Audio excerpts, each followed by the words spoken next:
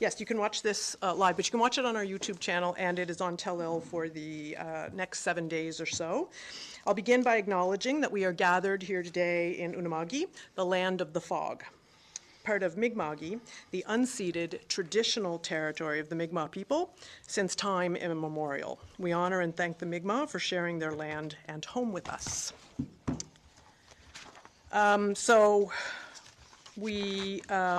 You have the agenda in front of you. It circulated last week. I'll ask if there are any additions to the agenda. Hearing none, I'll ask for a motion to approve the agenda as circulated.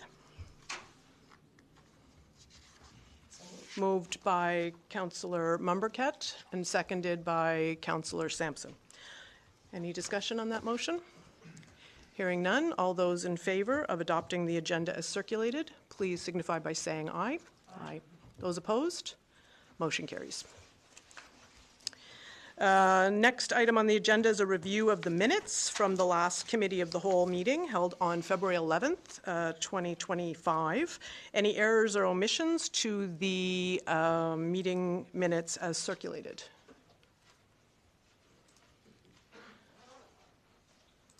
I don't have any errors or omissions, but I do have an apology. I got a phone call from a gentleman who was mad at me because at some point during the last Committee of the Whole meeting, I referred to the Richmond Arena apparently as the Loosedale Arena, and I got an earful. And I certainly have called it the arena in Loosedale many, many times, but I must have misspoken and called it the Loosedale Arena, and I can assure you that won't happen again. So apologies for that, words matter. Are there any other discussion or concerns? On page 3 of 7, where we have Richmond become a catalyst member of the Atlantic. Should we have Hydrogen Alliance? I know it's mentioned above. Yes.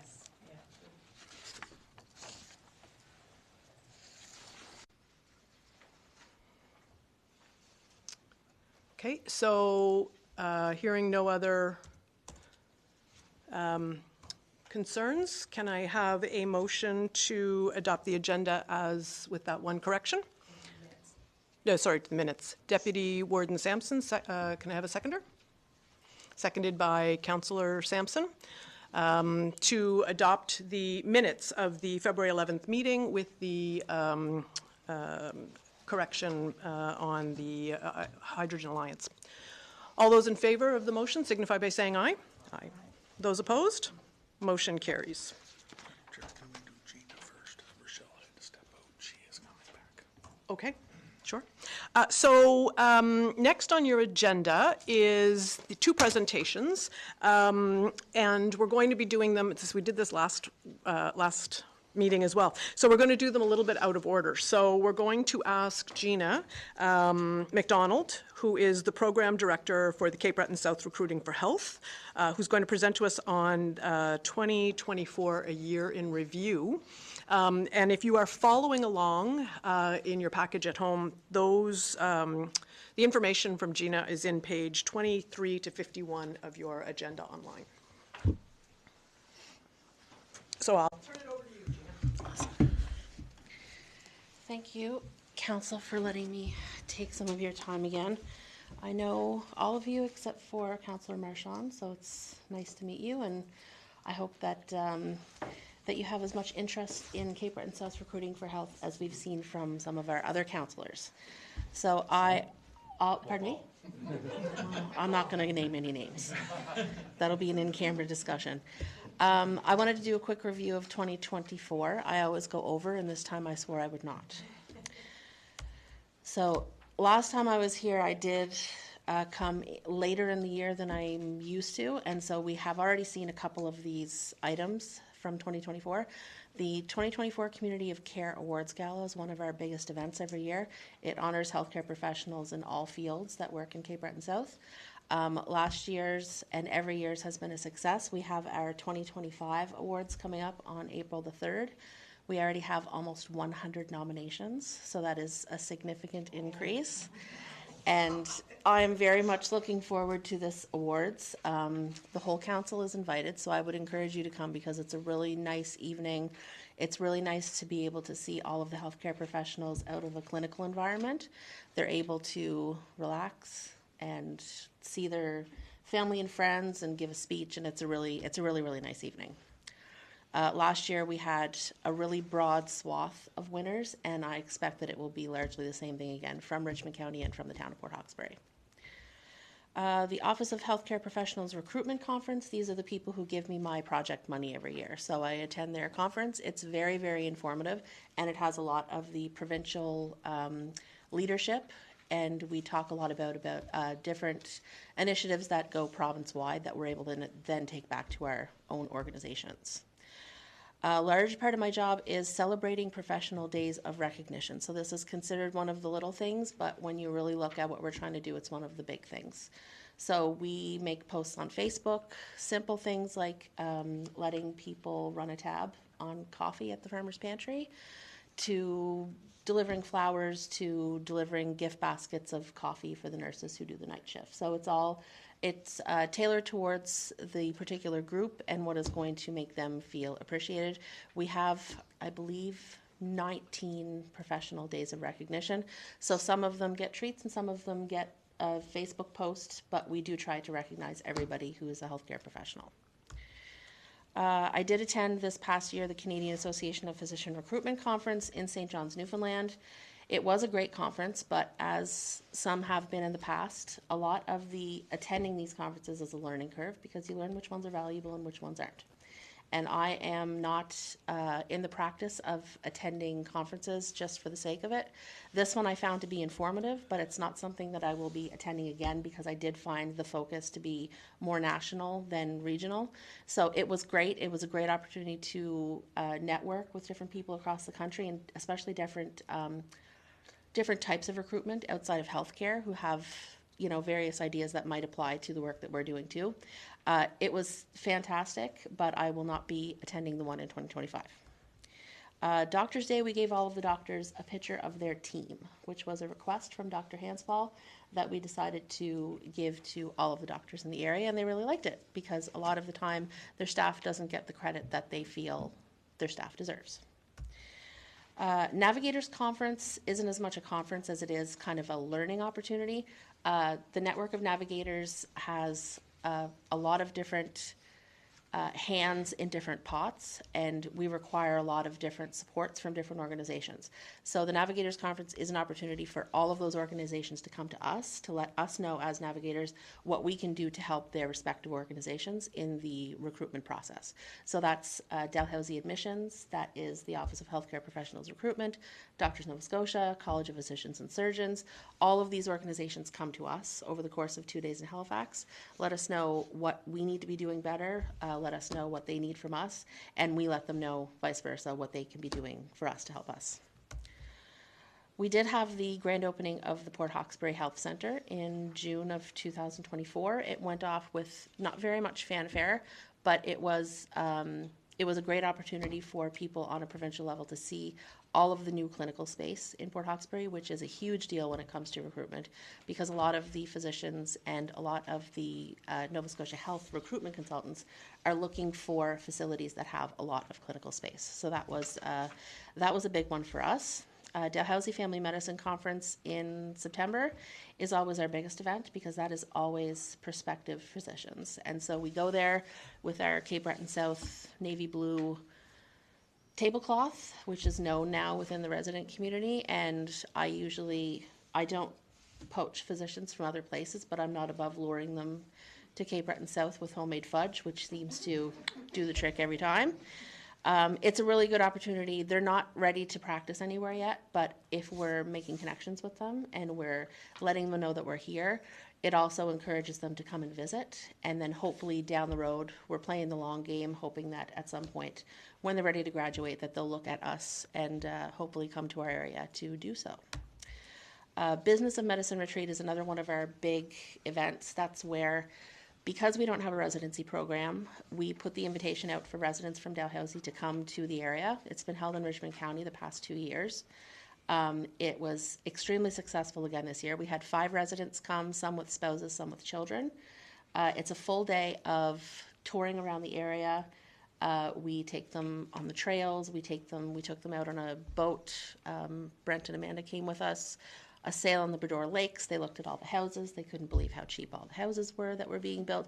So it's a good opportunity to really kind of showcase this area in a broad way, because obviously it's 48 hours, so we don't have forever, but it does make an impact on them. I've heard just within the past 24 hours of 2 different residents who have come to the business and medicine course who are still considering Cape Breton South as a place once they're done their last year of residency. So we will cross our fingers that stays the way it is. Physicians welcome reception is a part of the business and medicine course. That is an opportunity for all of our local physicians to come and welcome all of the residents. Goes well every year. It gives all of the doctors a chance to kind of socialize in a way that they don't get to for the rest of the year. And it also shows the medical residents that we have support from the local medical community. So that's always a great event, and Dr. Pluta is always fully on board. The last event that I will mention from 2024 is the mini rural and remote conference that I went to in Prince Edward Island. This is a once yearly event that's usually held somewhere in Western Canada, but this year they held a smaller one in Atlantic Canada, and I was asked to make a presentation about specifically community navigators. So a fellow navigator, Nicole LeBlanc from Pictou County, her and I did a presentation to the entire group of navigating community-based recruitment, the role of the navigator and community in practicing medicine in rural Nova Scotia. So it was very well received. It was distributed amongst the entire delegation that was there. We had loads of questions afterwards, and I think that the community navigator position, although it isn't a provincial position, we're really starting to see how it's become appreciated and recognized in the recruitment community, even though we aren't a part of Nova Scotia Health Recruitment. So we were very pleased with how that went. And lastly, the Dalhousie University Nursing Career Fair. We had a couple of resumes come out of that one, and they have been passed on to Hope David Boudreau at the Straight Richmond Hospital, and we are very hopeful that some of those will pan out. That's kind of a recap of the activities that I did, and I know it probably just breezed right by them, but it was a very, very busy year. A lot of these conferences only take a day or two, but some of the activities take a lot of preparation, and certainly the events that we put on, the Business and Medicine course and the Community of Care Awards, are a lot of work and a lot of preparation. So we're very happy with how they have been going, and we do have plans to continue those same events in 2025. One of the things that is not often talked about with this job, as much as I would love to be able to be out actively recruiting doctors, we don't really have any choice as to how many of them come ultimately and how many of them we're going to be able to recruit to this area. So we have to do things that will, A, allow us to be in a good position to recruit when the opportunity comes that we have a physician who might be interested in coming, and B, to make sure that, to do what we can to ensure that the people in the area have the care that they need in the absence of all of these influx of doctors. So one of the things that we have done to that end, like I said, it is a long game, but it is a career catalog, and it's part of a larger project that we're going to be doing in 2025, which is a local student recruitment campaign. So it is very well known that the people who are most likely to stay in their community and practice medicine are the people who are from there and who have ties to there. So we have so many smart and ambitious kids in Cape Breton South, and we would like to have them all go to either medical school or nursing school or lab tech school and then come home to practice instead of fanning out all over the Maritimes. So in an effort to do that, I'll get you maybe to pass a couple of these around, Sean, and I don't have enough for every single person, but I'm sure a lot of you have seen it already. I've been going around to middle and high schools giving presentations to all of the students to encourage them to pursue careers in healthcare.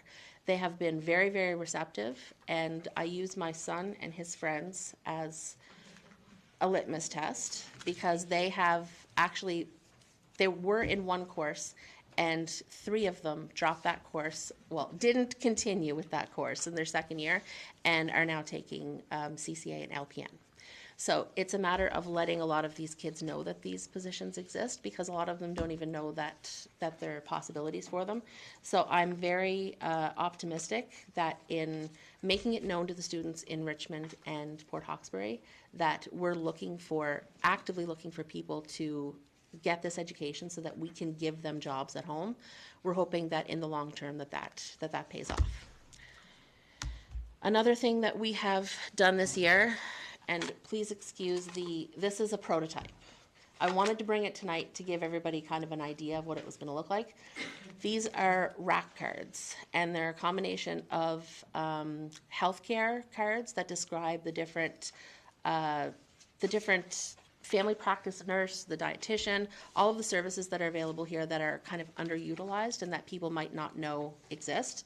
We also have some community resources for social prescribing. So if you go to the Straight Richmond Hospital and you're in the emergency department and you have some mental health concerns, a lot of the time we will see the nurses running around trying to get a phone number and put it on a sticky note. And instead of having people do that over and over again, these are going to be on the desk of every healthcare practitioner in Cape Breton South. So when a doctor wants to give their patient mental health resources, they'll be able to have every single one that's available in the province of Nova Scotia on one card that is very, very easy to read, and they can hand it over, and that will be something that people will be able to use as a resource. So I'll get you to pass it around just to give people an idea of what it's going to look like. It's going to have very pretty printed labels and everything on it, but that's just to give you an idea of what we're going for. 2025 is going to look largely the same as 2024 in terms of the projects that we have in place. Business and medicine course, community of care awards, and the recognition that we do around the community. Those are the big things. We also have something that I think will be a game changer for Cape Breton South, which is a partnership with Dalhousie University Cape Breton Medical Campus. So they will have their first class start in September of 2025. And the thing that is missing in my experience in this area has been the fact that we don't have any residency program. And I will tell you that of the residents that we have, I say lost, we have tried to lure and have been unsuccessful. We have only lost them to the places where they have completed their residency. So they're most likely to complete that residency and then stay there because they have ties to the community after they've been there for so long.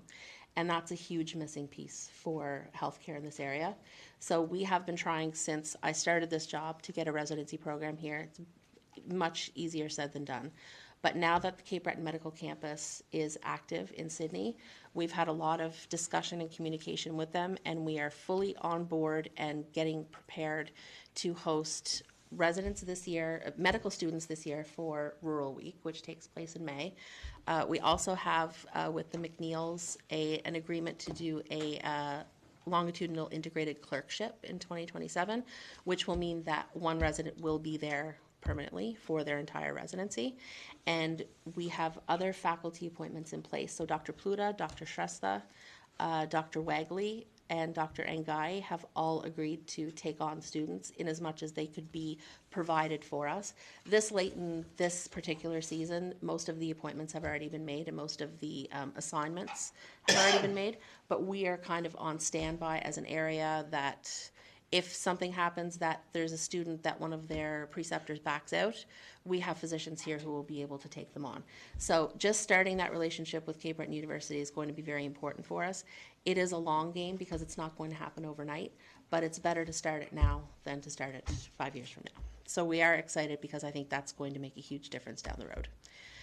Nova Scotia College of Physicians and Surgeons presentations is another thing that exposes us to all of the new physicians that are coming in to the new Physician Assessment Center of Excellence in Halifax. And so we intend to make the most of those presentations by letting them know that we're here to help them should they decide to come to this area.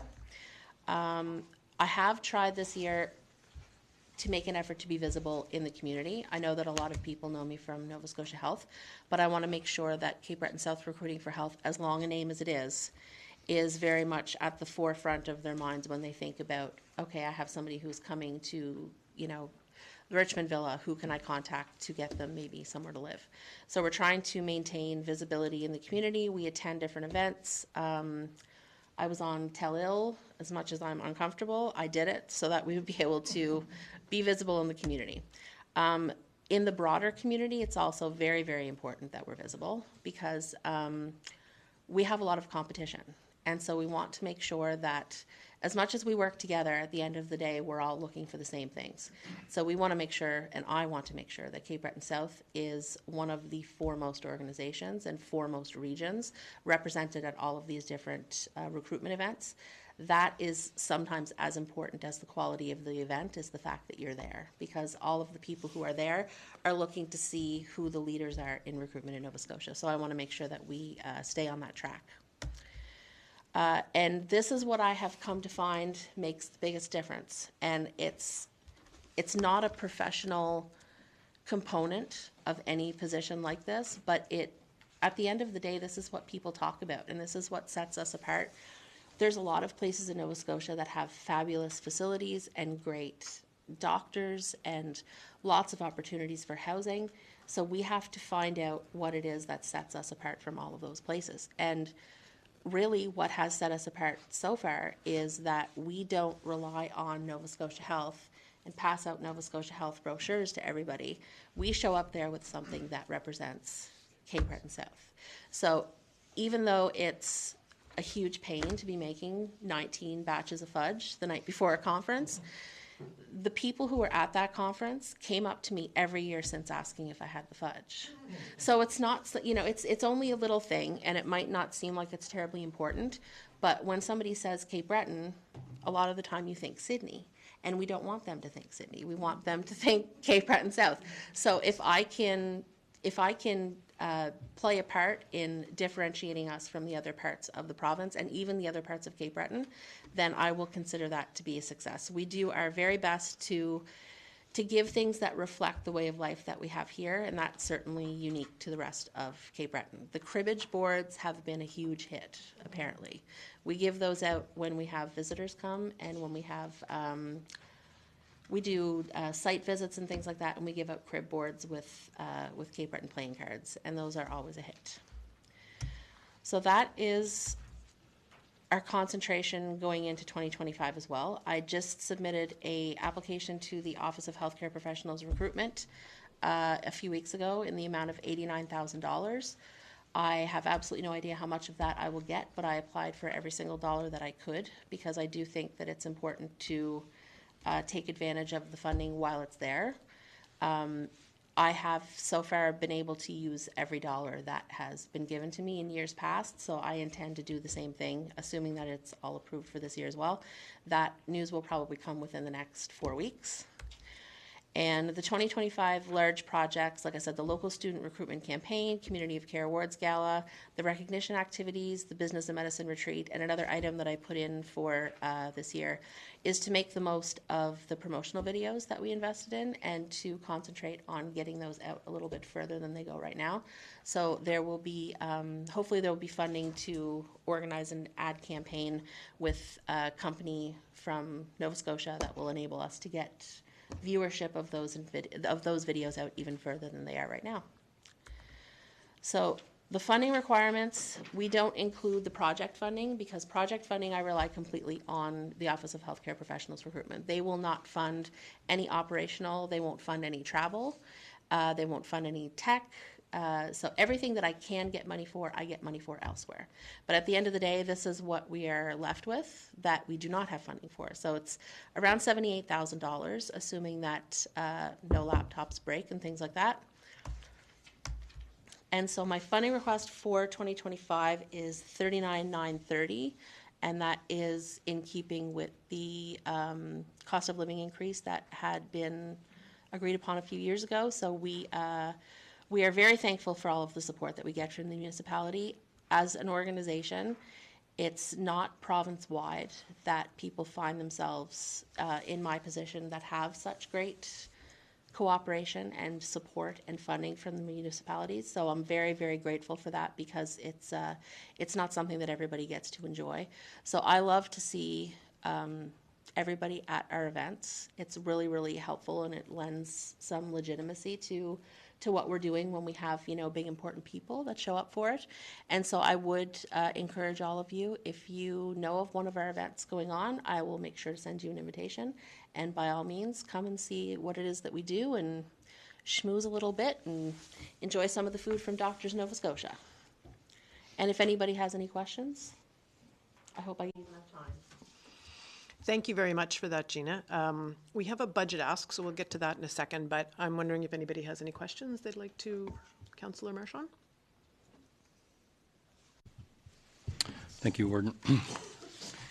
Gina, can I ask the question, do you do the same presentation for the town of Port Hawkesbury? Essentially, yes. Do they get a similar ask? They are this year. Okay. They have had a similar ask in the past. They have a different, the funding comes in from the Municipality of Richmond on a pretty regular schedule, and that schedule hasn't been the same coming from the town of Port Hawkesbury. So we are communicating with them to try and make that process a little bit more seamless.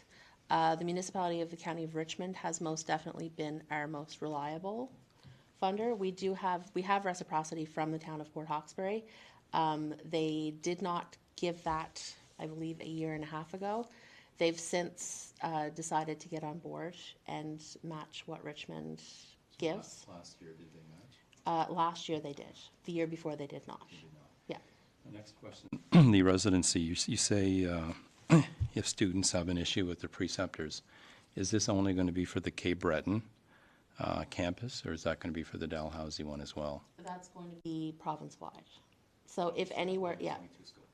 Yes, but I mean, all of the students are all over the province doing their different placements, their different clinical placements. But you said you're going to be adding, like the doctors at the Collaborative Clinic in Port Hawkesbury now are all willing to take students? Yes, yeah. So right now, because all of the placements have already been decided, we don't have anybody coming for this year. Next year, once our names are in the mix in a timely fashion, we'll be able to be part of the distribution of the students. Thank you. Anybody else have any questions?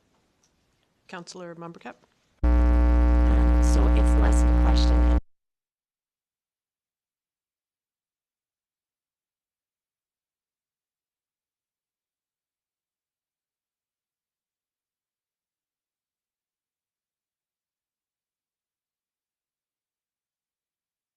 Physically demonstrated for a process ever before. You know, like it's quite something. It is the safest place to be in Richmond County in the moment that it's being held. So congratulations on that. I do want to also draw attention, like, as again, you covered it quickly, for parents watching this evening, that career booklet, cannot say enough about it. It's, oh. I'm tired of hearing from me. Keep talking. All right. So the career booklet, I do want to underscore for parents. I can't say enough. Yeah, geez. Struggling. So just want to flag that it is available on the website, and it has the annual salary or range for those various types of positions, which I find the students really, really, really love to see. And to be clear about sort of going forward, you mentioned.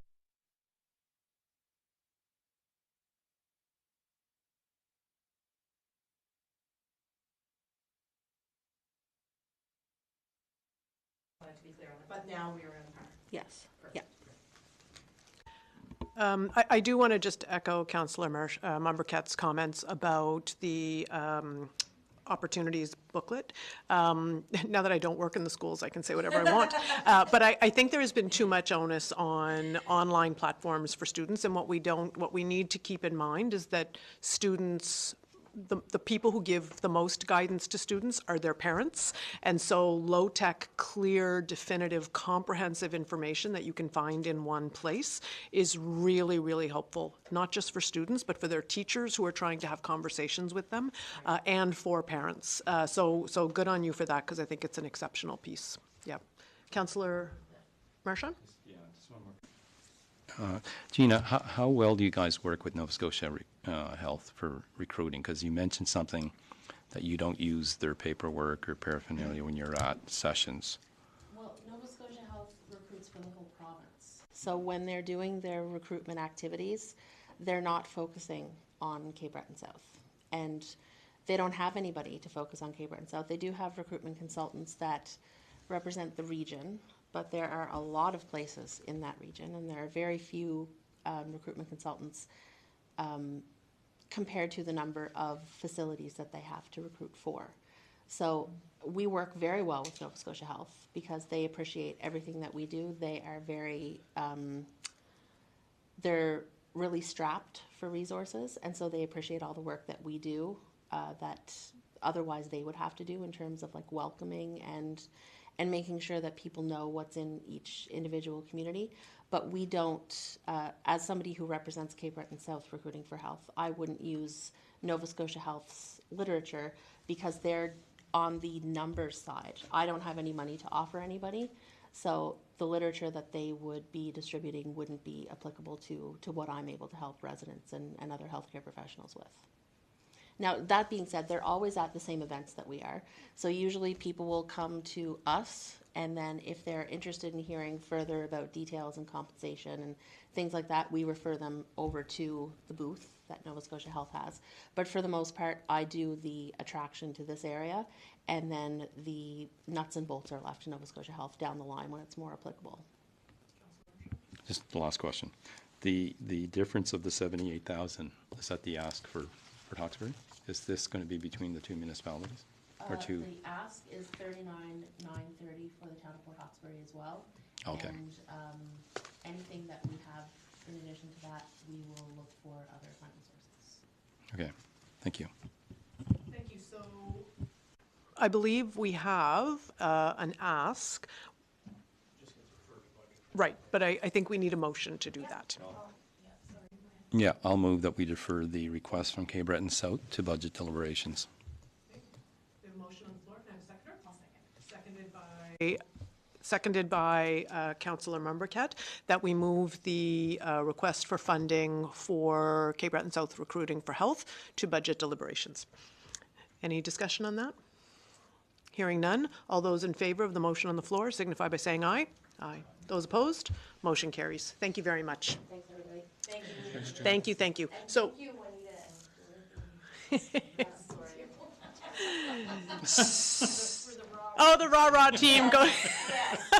Well done, well done. So now, while our clerk sets up, we're going to ask, oh, there she is, Rochelle Sampson to come and join us. So Rochelle is the Economic Development Officer for the Municipality of the County of Richmond and the town of Port Hawkesbury. She's going to speak to us about Cape Breton CBREN, the Cape Breton Regional Enterprise Network, Richmond County and Town of Port Hawkesbury Q3 Information and Activity Report. So I'll turn it over to you, Rochelle.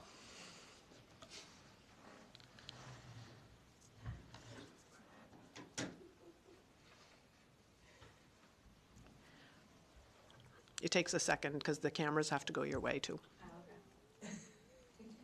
Or they just turn you off. Yeah. Hi, everybody. Thank you for having me. As the warden mentioned, I'm here to do an information and activity report for Q3, which was October to December of 2024. So essentially, these information reports will provide information and activity on all of the doings of the Cape Breton Partnership. And so I will highlight some of the things that my colleagues have done and some of the things that I've accomplished over that last quarter. So some highlights and events that we accomplished was the Investor Summit in October, which was a sold-out event, brought together over 230 business leaders for a day of focused on collaboration and connection. It was an excellent event, and I do encourage anyone who can go to go in the coming years. It was my first one, and there was lots of preamp prior to going. There was a lot of a hype to it, so I was really excited to be able to get there, and I was able to meet a lot of people in one room, and it was a really great collaboration. There was the Invest in Cape Breton podcast, so episode 6 was released on October 1st. This podcast was an undersaturated market for tourism investment. There was the Welcoming Spirit Awards, so the CB Lip presented the inaugural Welcoming Spirit Awards at the annual CB Lip Partner Update event in November. There was a Safety in the Strait Lunch and Learn. This was on December 2nd at the Civic Center. It was an excellent presentation, and we had Callum McPhee there to speak on the mental health of employees and how that can really affect in an environment, in an organization, and how important it is to check in with your employees and better understand, how they're feeling that day, how the drive was that morning, get into a bit of that nitty-gritty to make sure that you're talking with your employees and vice versa, so that you have a better idea of what's going on your floor. There was the Strait Area Chamber of Commerce Fall Awards, so we attended on November 14th, and I had the honor of presenting the Outstanding Customer Service Award to Lloyd Piddock, who is the owner and florist of Maple Jack and Florist. Our offshore wind team, so Jen, completed the offshore wind community engagement sessions around the island, and I was able to attend Arishat, St. Peter's, Port Hawkesbury, and in Ganesh. So some updates from the economic development team. We have the Strait of Canso website working group. So we wrapped up phase 1 of the website and did that update that I spoke about last time on updates and opportunities. So having 2 separate tabs to be able to provide people with updates on the community versus opportunities for them to dive into any type of development or work in the area. We've recently just had a meeting to discuss phase 2 of the website development. So if you do take a look at it, know that it's going to grow, it's going to get better, and it's if you have any advice or any things you'd like to see on it, we're always happy to collaborate on that. I participated in the Activate program. This started quite a few months ago, but we did wrap it up in the last few months. In November, I attended an in-person session in Gros Morne, where they showed us the skill of taking assets that you already currently own and finding either a new use for them or a better use for them, or having more collaboration. And so really reimagining your town with what it already has, instead of thinking that you need some brand new beautiful thing to come in and save you, which was a really incredible way to shift your mindset into seeing things that are already there but just with a different lens. I worked on advancing a development and vision management strategy for the Ocean Innovation Center in Port Hawkesbury. I've also explored an aquaculture development area, which is a program with the provincial government. So we held some preliminary discussions with the province just to see what that program looks like and how that works. We are working on a developer package, and so this will include a website that shows municipal surplus lands, as well as more like a physical package that'll demonstrate, how to develop in Richmond County. I provided some business support, so I assisted clients with succession planning, land inquiries, expansion processes, and network opportunities, and facilitated some connections between potential buyers and sellers of businesses. We applied for the Can Export Community Initiative, and this is for a 3-phase project beginning with a foreign direct investment strategy for Cape Breton Island. We participated, due to the Can Export, we participated in some investment readiness training as well. And I also participated in a sustainable tourism plan collaboration that Destination Cape Breton held in Port Hawkesbury. For our green energy engagement program, so this is Jen McNeil that I work with. As I mentioned, she had hosted all of her offshore wind sessions between mostly in October and November, and those went very well. I attended a few of them. It was great to see community out and communicating respectively, towards Jen and towards the team, and asking the right questions and wanting to learn more. And it really seemed like people had a good understanding from prior sessions from last year, so that was really great to see that people were coming out for an update and trusted the information that was being given to them. So it was a really great experience. We have a creative economy sector as well. So Bill Culp is always busy. You will always see Bill everywhere doing things. So he had at the Hollywood Executive Tours. So he had he worked with Screen Nova Scotia to coordinate some visits from Hollywood executives down to Cape Breton to showcase the island, showcase its potential, and showcase some really great sites so that people could promote this as an island as an attractive location for film. He hosted Cape Breton Reads, a new series with Telil. And he had other projects, which included an NSCC micro-credential program to develop local film workforce. So he's really trying to connect the dots between ensuring people know how to get the proper training to get into the film industry. He had Doors Open, an annual museum gallery event meeting launch, Perch Mosaics, an artisan workshop, and local cafe Farmers Pantry featured on Cape Breton Creates TV show on Tell Hill, and a theater program for the youth. We also have a people and labor force attraction team. So we have the CB LIP, and in Q3 they continued their collaborative work to foster and welcome inclusive communities for newcomers. We have the Cape Breton Job Board. So in Richmond County, there were, I think, 4 new job postings in Richmond County alone. And I believe they have 27 organizations registered in Richmond County on this website as well. And so we're doing quite a bit of promotion of this website to make sure that it's being used to its full capacity. On January 19th, we hosted a GST HST holiday tax break information session. And so just to help people try to navigate what that was going to look like once that HST was over, that HST holiday break was over. And on April 29th, 2025, oh yeah, okay. This is an upcoming event. I was like, I didn't know what day it was for a second. The Cumberland County and Connector will be hosting the 2024 and 2025 annual conference at Fox Harbor. And so details will be on the website. In addition to that, I believe we have some metrics below that kind of show how many types of projects we did tackle. So lots of client inquiry that come directly to us, and we mitigate those, and we help support them as best as we can. And so those are some metrics to display that. And along with that, we have a communications report that shows a bit of our social aspect, and so what our communication team works on when they're marketing and socializing all of our events. So there's some data on that as well. Any questions? Thank you, Rochelle. I have just one question. When you talked about the developer package building in Richmond, is that something that can be web-based as well, so that it would be available online, that can link to our, that's what we had talked about? Yeah, that's our plan. So Yeah. A part of it's going to be a physical website that'll show the lands. Right. And then a second part of that will be an information booklet that can be printed, but it can definitely be housed on Yeah. the website and will be. Do you know what, we have a timeline for that? The website should be done within the next 3 weeks. Okay, great. And so that we just have to finish the draft of the website piece and add that on. Yeah. So the next month or two.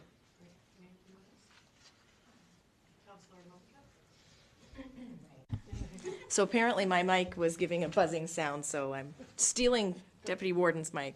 You did have a quick mention of the straight.ca in there, and I've noticed, I just want to kind of flag that it does have some information opportunities around the green cement study and then the infrastructure study.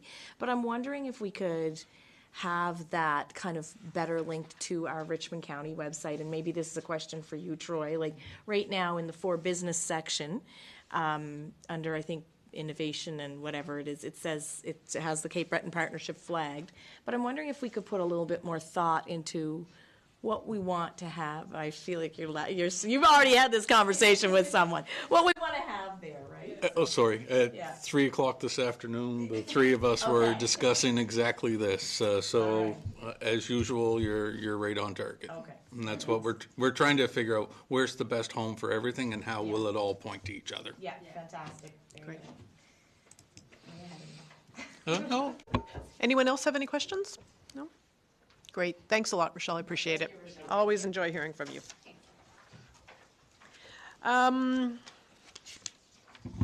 Okay, so new business, several items under this agenda item, so we'll take them one at a time. First is the heavy garbage collection. There's a staff briefing note if you're following along. It's page 52 of your program.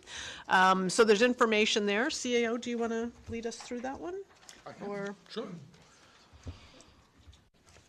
Yep, Madam Chair, the memo was there. It shows you the what it was last year to get this heavy collection done. We do it once a year, and it's just to get this number and tender in so that we can include it as part of our budget. But for the time, we need to have it done now, and that's the numbers in front of you.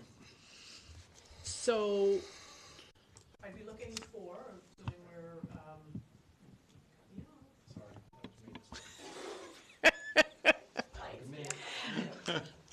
So we're looking for a motion as outlined below under action required. So if somebody would like to make that motion, I'd be happy to entertain that. Yeah, I'd move to authorize staff to proceed with the 2025 heavy collection tender documents.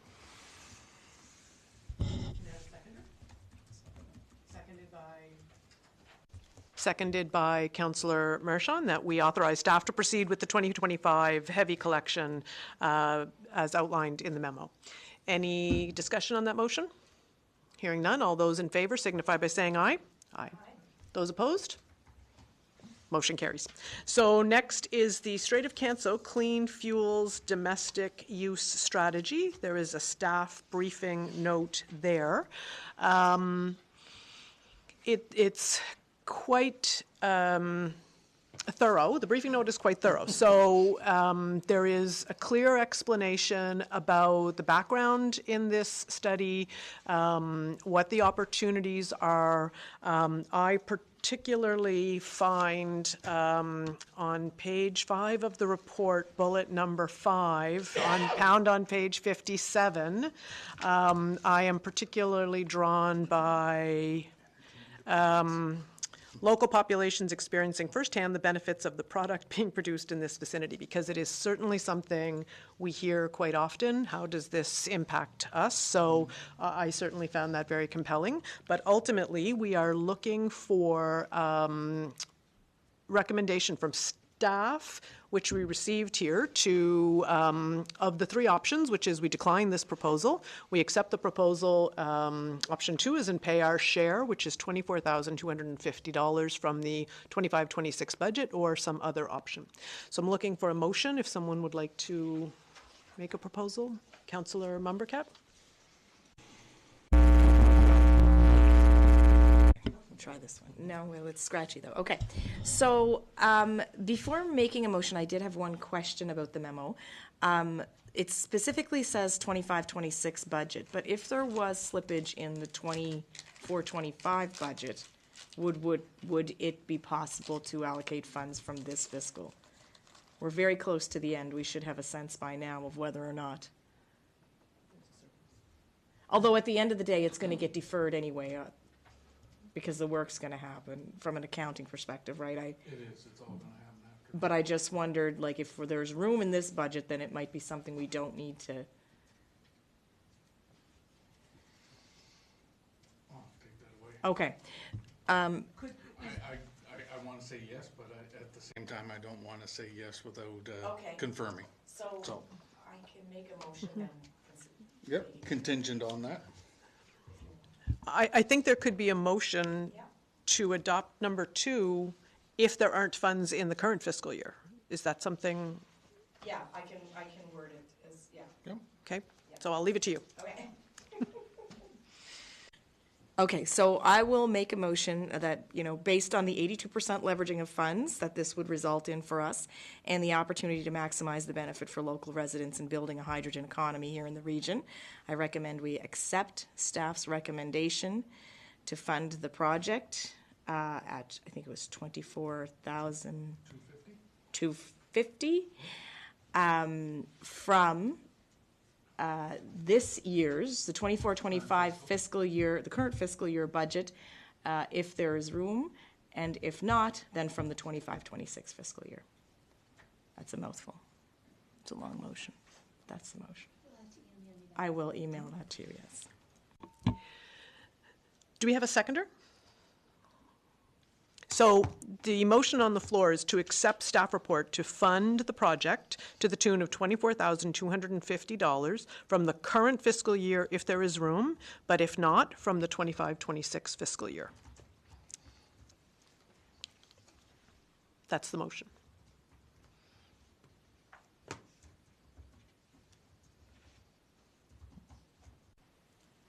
I'll second that motion. Councillor Sampson. Is there any discussion on that motion? Deputy Warden? Yeah, I didn't see a whole lot of benefit locally from it, honestly. Like, I know it does leverage a lot of funds, but I think it looks like that's probably going to go to an outside consultant from, best case scenario, Halifax, maybe Ontario. a lot of this stuff seems kind of pie in the sky, like using it for buses and ambulances locally. I think we're so far off of anything being produced that the study's likely to be out of date by the time anything would actually happen. Like the first lines in this, the very opening statement that in the background that, you know, we're home to two of the most advanced large-scale green hydrogen production projects. They haven't really started yet. I mean, there's preliminary work, but there's nothing anywhere near being produced. So I wouldn't be in support of it. Councillor. Yeah, I feel the same as Deputy Warden. Since these projects aren't started yet, either of the two, I feel this is a little premature to do this work right now.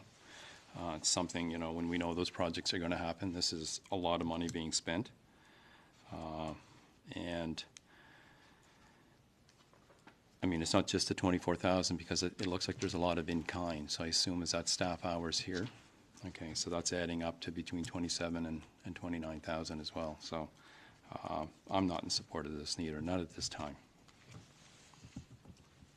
CAO, can I ask, if this doesn't pass, do we have to return the money that we have received through the Clean Energy Fund? Yes. So we would have to return and essentially say that what we applied for, we cannot do. Correct.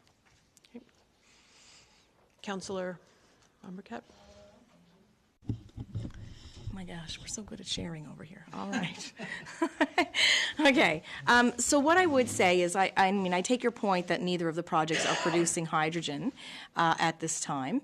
I will propose, though, that if we wait until there's hydrogen being produced in Richmond County, we're already too late.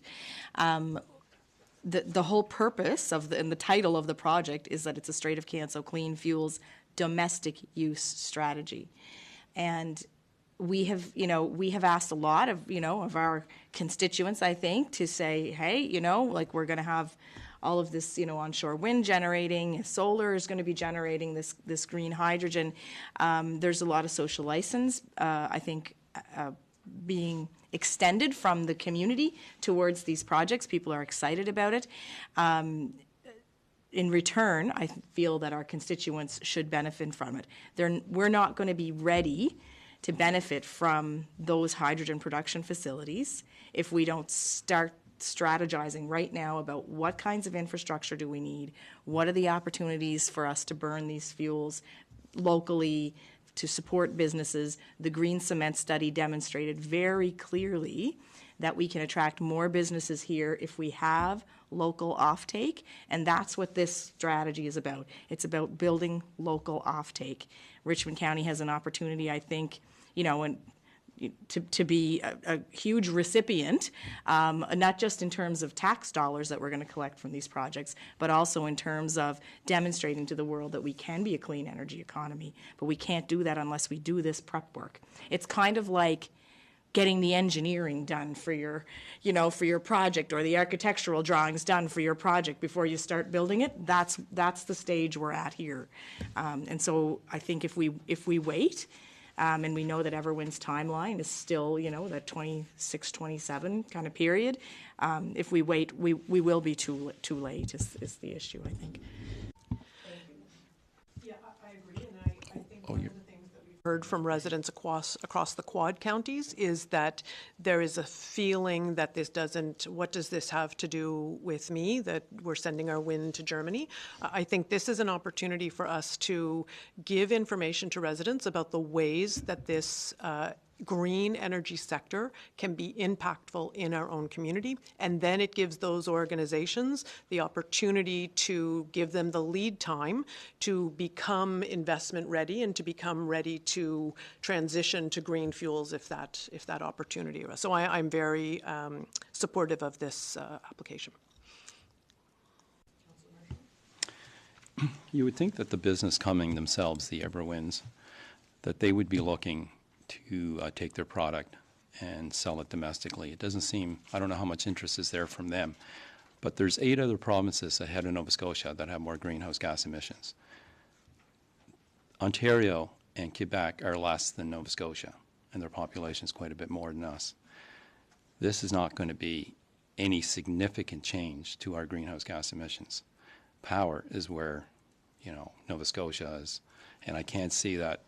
They're not speaking in here of looking to convert Nova Scotia Power totally over to, to this fuel. So I can't see that being very much for the cost.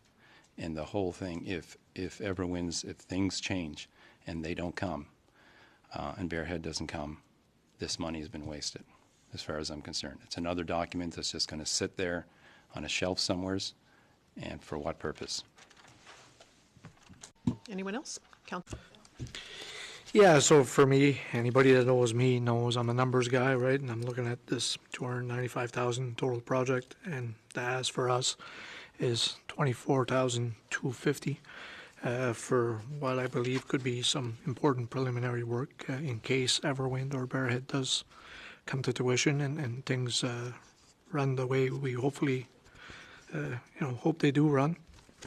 So I mean, for me, when it comes to a cent of tax revenue here in Richmond County, I think that that looks like 100,000 roughly, right? So an ask of 24,250 is 25% of a cent. So for me, I think that it would be worth doing this preliminary work just in case that things do move forward in Point Upper, right? So, thank you. Thank you for that. So we've heard from everyone. We have a mover and a seconder. Is there any other debate? Hearing none, all those in favor of the motion signify by saying aye. Aye. Those opposed? Nay, and I'd like it recorded. Okay. Great, just right, just for, yeah, no, it's true. We did change our council procedural policy so that no votes are automatically recorded, but that won't take effect until that motion is made and seconded at a council meeting. So thank you for that, Councillor Marchand. So moving on to the next item, the construction and demolition debris landfill expansion. There is a staff briefing note there as well for those following along. It's page 60. And I'm going to, I'm happy to scroll down. It was very thorough again. Is there anything you think we need to know other than what's in the briefing note? If anybody's unclear though, we are here to answer questions if needed, but both options were given to actually expand the site, and the other option is straight collection and trucking to another area, and the costs are estimated and included to show you the difference. And significant in their difference. So I think doing nothing is not a recommendation. So there is a recommendation to staff that staff proceed with the expansion of the construction and demolition debris landfill. So I'm looking for a motion. Yeah, I'm happy to move for staff to proceed with the expansion of the construction, demolition, debris landfill with construction subject to budget approval, but basically option one. Can we have a seconder? Seconded by Councillor Marchand. To proceed with the for staff to proceed with the expansion of the construction and demolition debris landfill with construction subject to budget approval as per the memo. Any discussion on that motion? Hearing none. All those in favor signify by saying aye. Aye. Those opposed? Motion carries. We probably should have the further recommendation that engineering work and studies proceed on or before April 1st at the estimated cost. Yeah, on or after, sorry. Okay. Right, so we have a request to expand that motion. Apparently the even though I said as per the memo? Sorry? Yeah, just as per the recommendation.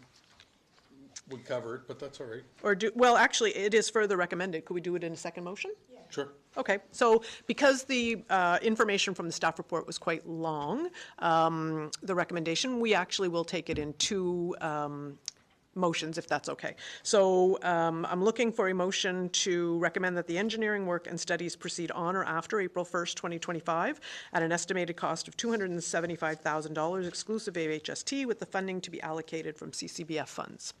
Moved by Deputy Warden Sampson. Can I have a seconder?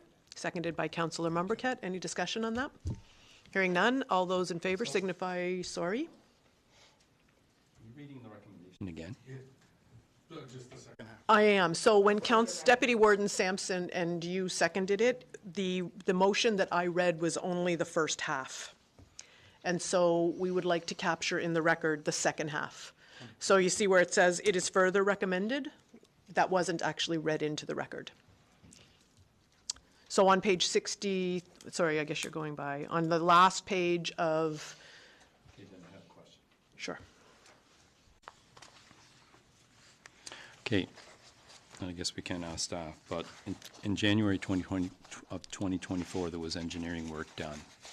Is this engineering work different than what was done already? Because I thought I got the impression that it was done. I don't remember where. So on the first page, January 24, engaged Dillon to provide preliminary design services for a proposed expansion. So I'm wondering if this engineering is identical, because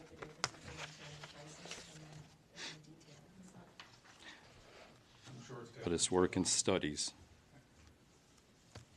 So, Yeah, this is additional dollars, I'm quite sure. send an email tomorrow, that's okay. Yep. I'm okay with it. Okay, so we have a motion and a seconder, correct? Yes, Yep. you Okay, do. so that was just, is there any other discussion besides that on this motion, which is the second half of the recommendation? Hearing none, all those in favor signify by saying aye. Aye. Those opposed? Motion carries. I believe Okay. it was to design and be able to get us to tender. So Sure. what's the second part? Okay, so we have, under 8D, we actually have several items, item 1, 2, 3, 4, and 5 in Roman numerals there. I do want to, so typically what we do is we go through these in order. This is the end of the fiscal year, and I did some of the math, and the total funds available to us in our grant funds are $17,453, and the total asks here are $24,564. So we certainly can go in order and look at these, but I do have a concern about IV, number 4, Richmond Rise Volleyball, which might inform our conversations. Can I speak to that? Would that be acceptable under? Just rejig the order. Yeah. So I have a lot of experience with ordering equipment, and I have a concern about this application. You want to address this one first? Yeah, we could do it that way. I agree. If we do that one first, then we don't know what we have. I was thinking last. Oh, you just want to make some comments? Okay. That I think might inform all of our discussions. Okay. So here's my concern. As a former principal, I will tell you that purchasing was the purview of the administrators in the building. I have ordered phys ed equipment, a lot. Hundreds of thousands of dollars of phys ed equipment. And I want to say I am wildly supportive of Richmond Rise, wildly supportive. The work they do with girls in the community, and I did speak to some of the schools locally when we were looking at the multi-use facility, and the popularity of Richmond Rise is so significant that they've actually run out of gym time at the typical place, and they've had to move to other gymnasiums. And if people are saying, well, that seems like a lot of equipment, why can't they use the school stuff? They can't. There's a whole lot of reasons. I'm wildly supportive of Richmond Rise. But I do have a concern about this application because there is only one quote.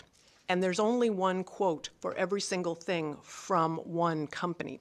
Now, if you get a quote to get your house built, you can get 3 quotes. You don't get to pick and choose. You don't get to say, I'll take the carpenter from this one and the plumber from that one and the electrician from that one. You take it as a whole order. But there is no reason why you should look at 10 different items, or however many there are, and purchase them from one vendor. So I went online and looked at the typical places that I have purchased phys ed equipment, much like this, and I found almost every one of them from a different vendor at a cheaper price, significantly cheaper. So Mikasa volleyballs, I found exactly that for $121.20 on sale for $92. You don't always get the sales, but that's at one vendor. There's another for the collapsible stands that are from a totally different vendor. So it's not unreasonable when you're doing orders like this to purchase balls from one, so game balls, practice balls from another place. So there are many vendors that sell this equipment, and I have concerns that there really is no reason for there to only be one quote, but there's also no reason for there to only be one quote from one vendor. So for that reason, I won't be supportive of this going through, because I believe that it needs to be redone with some more quotes for each item, not just one quote for everything. I will catch on. That's a great point, Warden, and I would agree it would be great to see some more quotes. I'm wondering, rather than reject it outright, could we throw it back to staff and ask them to work with this team a little bit more, instead of just outright declining it, just to kind of get back to the group and ask them for more detail? Because the other concern I had about it, it looked to me like they were asking for 100% of the cost, and that typically hasn't been what we do. I mean, it's up to us to have that conversation at the table, but just, it was something I was going to flag, so I'm wondering if we could kick this back one to staff. Yeah, and I will say that I do know that Richmond Rise does a lot of fundraising, and that fundraising goes to pay for some of the additional expenses, because unlike high schools, they travel considerable distances for league play. So in fairness, I would argue that they're asking for 100% of one thing, but they're not asking us for another thing. So that was less of a concern for me than the fact that I think, so my concern is around, I do agree that under, if this was any other time of year, I'd say exactly that. I do believe that if we ask this to go back to staff and we ask Richmond Rise to be more, to do more quotes, we actually can fund every other one of these, exactly what they've asked for, and have $2,500 left over. But putting it to the next month even, we'll put it in the next budget year, which is fine, I think. But I can't support this the way it is, because I can tell you I found almost every single item cheaper at different venues.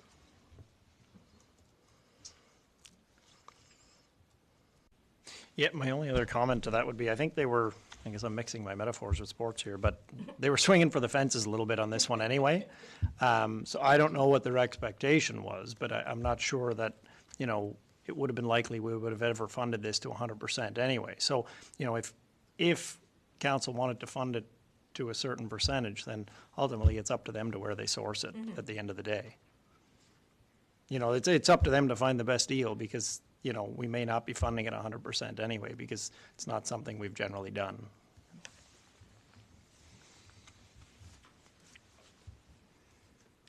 Okay, so how about then if we, do we want to go back to the beginning and do them in order, and then keep in mind that we have decided to ask, and I agree, this is not an outright no on my part whatsoever, and I'd be happy to work with Richmond Rise. I can refer them to several people who could help out as well.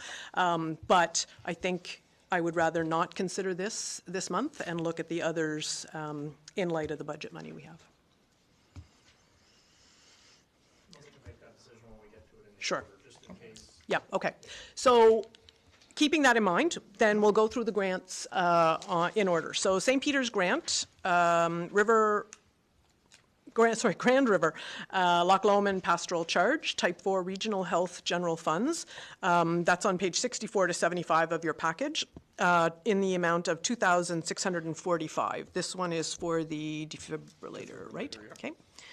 Any thoughts on that? If that's okay, I'll start first. Oh, geez. For putting this together and for staff and bringing it forward. I'm generally very supportive of an AED in the halls, and we use that hall for municipal purposes, certainly. I didn't see necessarily a quote in the, did I miss that? Is there a quote in there? Maybe, anyway, I might have missed it, but anyway, the cost of $26.45, I am wondering if, like that, as I'm recalling, that's a full cost of an AED device, again. And I wonder, like, do we know if they worked with our emergency management coordinator on this at all? Do you know if Steve would have had a hand in here?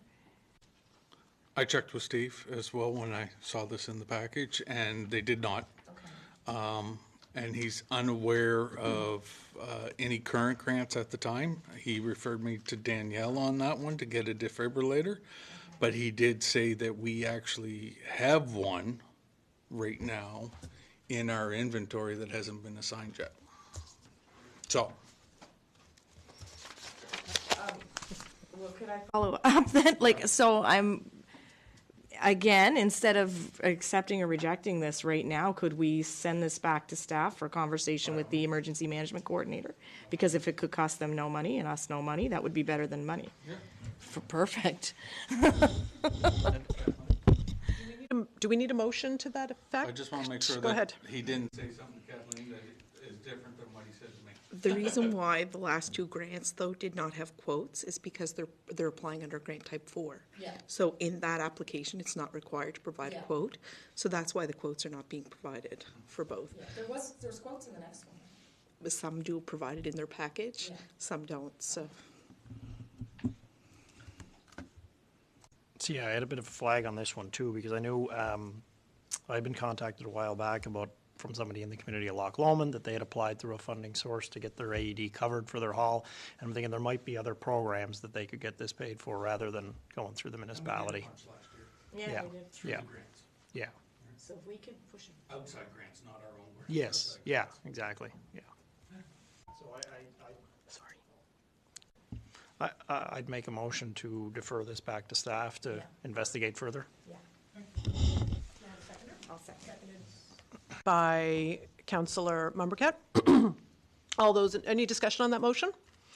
Hearing none, all those in favor signify by saying aye. Those opposed? Motion carries. Next one is also St. Peter's, Grand River, Loch Lomond Pastoral Charge, Type 1 Infrastructure Grant to the tune of $5,000. That's on page 76. I'll let you man the fort. I just need a glass of water. Thank you, Warden.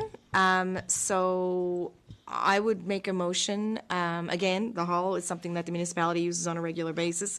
I'd make a motion to fund the $5,000 request, noting that it constitutes 90% leveraged money because the project value is $52,000. But I would make a motion to fund it $2,020 from my District 4 account, and $2,980 from the regional account, for a total of $5,000. 2020. All of her money. All of my money. Give them all the money. Just So all in on this one. 2,220 from District 4 funds, and then 2,980 from regional funds. So the motion on the floor is to provide grant funds, as I mentioned, 2,020 from District 4, 2,980 from the regional funds. Do we have a seconder? I'll second that. Seconded by Deputy Warden Sampson. Do we have any discussion on that? Councillor Marshall? Do these people own this building? I see they don't have a registry of joint stocks. And in February, Warden, you made the comment that these pastoral grants are done solely through district funds in relation to the Whiteside Preservation Society. So why would this be treated different? And I didn't think you had 2,000 left in your funds.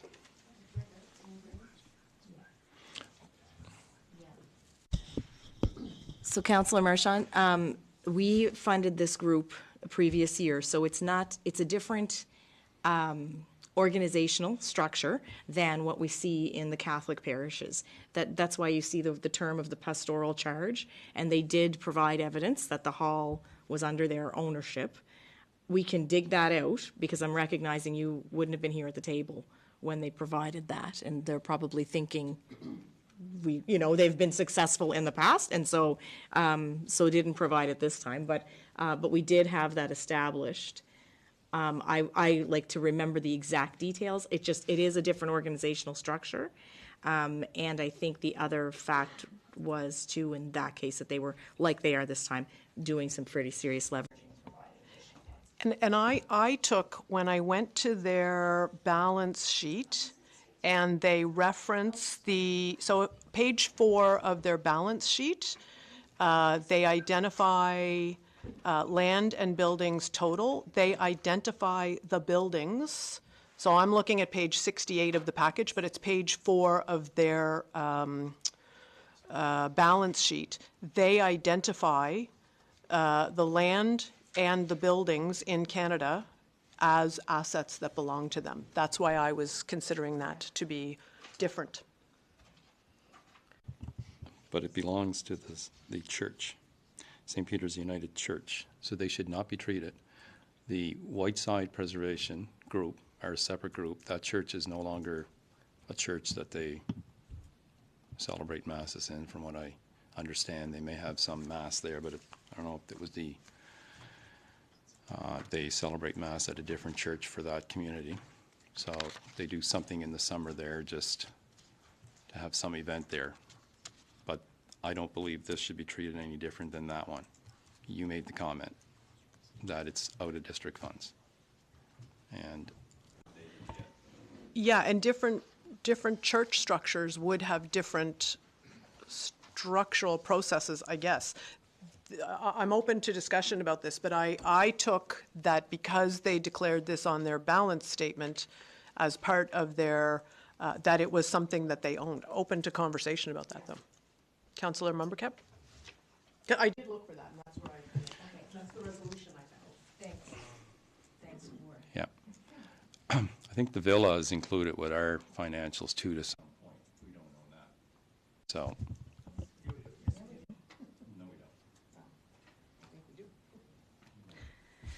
Okay, so my math is wrong. I would like to just clarify. I forgot about the $500 that I put towards the bike club in the last application. So I would need to. Oh, it's not there? Yeah. Well, it's on the one that Shelley sent, but I didn't record it on mine. So I make one for myself in large print. So, anyway, so I would need to make an amendment to that motion anyways. Oh, I'm sorry, I looked at the wrong number Yeah. too, yeah. Yeah. So I would propose an amendment to the motion. 13, 20, 15, 20. So the amendment that I'd be making to the motion, and I mean, I guess we're still, before I make an amendment, I guess we can continue discussion on the ownership, but they had established it with the previous, so I guess I would, it was a different structure completely than what we see happening in the Catholic parish situation. So I can't speak to the point any more than I already have, I guess. So I don't know if the councillors would like to kind of weigh in on that. Okay, so just where we are motion-wise. There was a motion which was incorrect because she didn't have that money to give. So the motion on the floor, 2020 from District 4 and 3580. Upon reflection, doesn't have that much money. 2980. So the amendment to that motion is to give 1520 from district funds. Are you therefore saying your motion is you want to amend it to 1520 plus 3480 from regional funds? So we need a seconder on that motion, seconded by Deputy Warden Sampson. Can we get a vote on the amendment, which would then allow us to discuss the whole motion with the proper numbers at least? So all those in favor of the amendment, so that we can get to the discussion about the church, signify by saying aye. Aye. Okay, that motion carries. Are those opposed? Okay, motion carries. Now the motion on the table is? Okay, so that's what I thought, yeah. So we're unanimous in the amendment. Yep. So now the motion we are discussing is to give 1520 from District 4 funds, 3480 to regional funds, and I will open this up to any more discussion. I absolutely understand that we have given to church groups, we have only given from district funds. I did review this, and that's where I took that this was a different structure, but I'm open to discussion about that. Well, oh, sorry.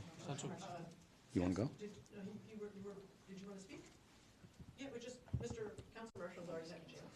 Yeah, just to reiterate what Councillor Marchand is saying, that would be my concern as well when it comes to these churches. And I know we've worked hard the last couple of weeks on revamping our policies.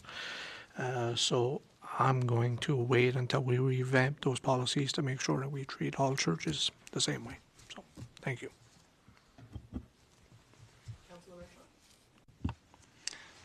So with the churches, they don't have the registry of joint stocks. They have this charitable number. I know for the church in my community it does. This one here, they've even put that number there, and it's of no relevance in our document that we currently have. So for me, I would say that they're operating under the same. There's some organizations that have both, the registry of joint stocks and the charitable status, like the Lions Club in Louisdale. So for me, this is a similar organization. And I would have no problem supporting it, giving money. This one went through type 1, which is different. The type 4, I wouldn't have had as much, but you made the comment in February about the Whiteside Preservation Society. So we need to follow that. We can't make an exception here and there. Thank you, Warden. Yes, I don't disagree, and did look for this in here, and when I saw asset for the land and building on the balance sheet, I guess that's where I came to believe they had ownership of the building. So there are certain communities that do, certain churches that do have passed their halls over to community groups in ownership kind of way. I think maybe River Bourgeois might be an example of that. Anyway, regardless, do we?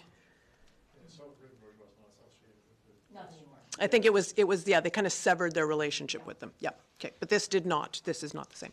So is there anybody else who has any comments, concerns? Councillor Member Kemp? And I totally respect the comments from Councillors Sampson and Marchand, but we had, I should have thought to bring it forward. There had been previous documentation submitted from a previous grant demonstrating this, so that's why I'm gonna, to me, this is not making an exception.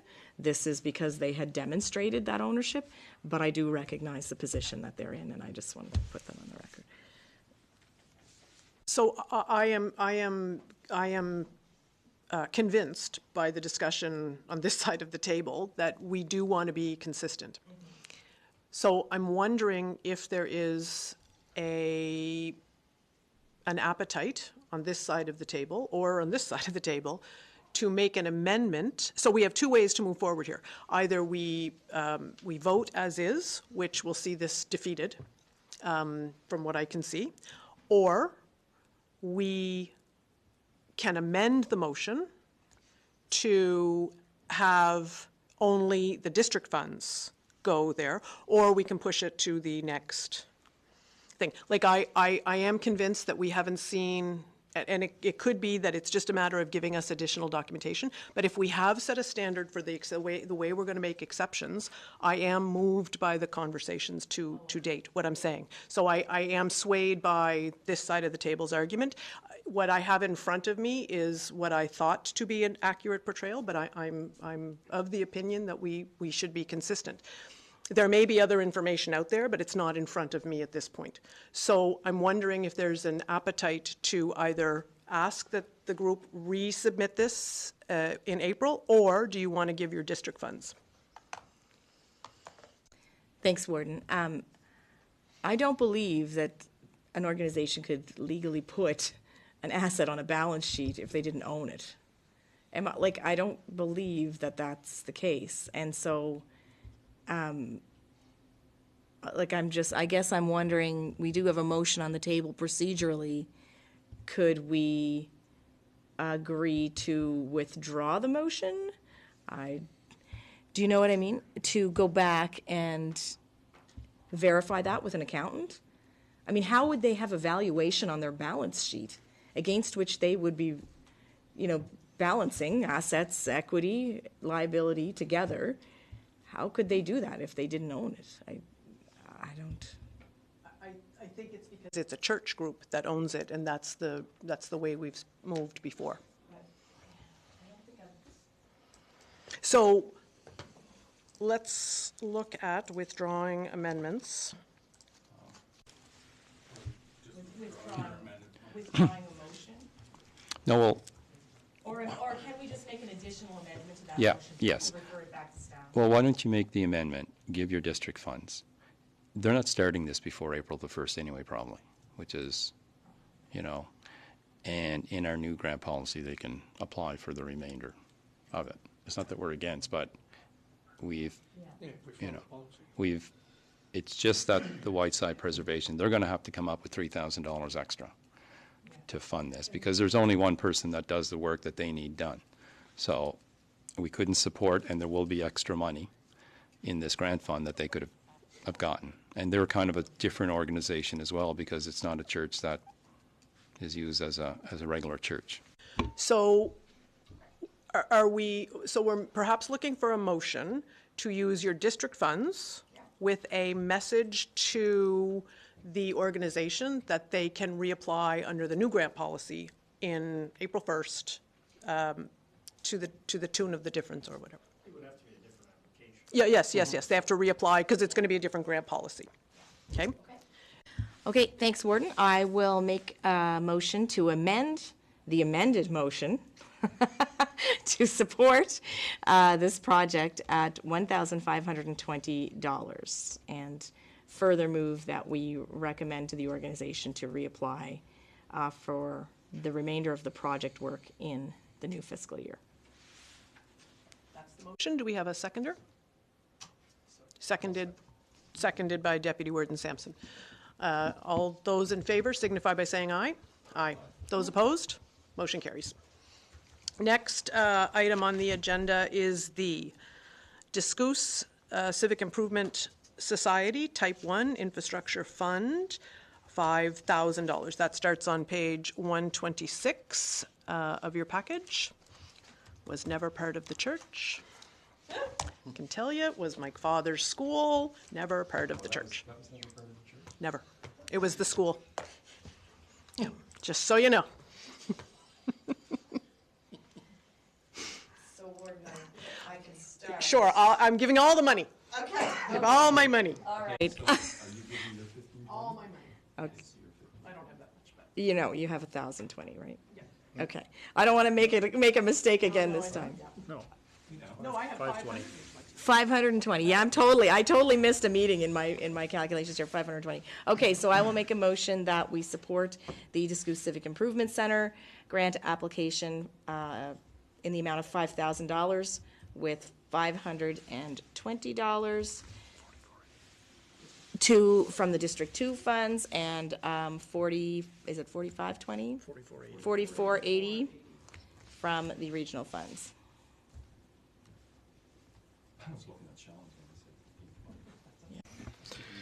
Thanks, Mr. Marchand there, Councillor Marchand. Yeah, thanks for looking at my district funds. But yeah, no, I was going to say that the Discoos Improvement Center is a big part of the community here on Amadam, so I would have no problem supporting them and putting $500 out of my district fund. So we got to amend the motion, or we didn't second it? No, we didn't have a second yet, so there's a, We can just do a. sure. So it's $500 from District 2, 520, sorry, 500 from District 1, which is 1,020, so that is 3980 from regional funds. Can I have a seconder on that motion? So 520 from District 1 And 520 from District 2, which is all my money, and 1. and 500 from District 1, with 3980 coming from regional funds. Any discussion on that motion? Did you get a second? Sorry. Yeah, I think we need a seconder, but I'll make the change. 500, 520, and 3980. Okay, so we have a mover and a seconder. All those in favor of the motion signify by saying aye. Aye. Those opposed? Motion carries. So now we're at the volleyball one. Did we make a motion on this one to send back? Okay. Or did we? I don't think we did. I think it was just discussion. So Yeah. do we want to have a You were motion? about to, and then he said, let's just deal with it. Sure, when we in get order. to it. So the Richmond Rise, do we want to make a motion, or is there any other discussion, or go ahead? So do we think there's going to be other grants? Because, yeah. I mean, there's 7,600 plus left in the general. So we could either give them all that.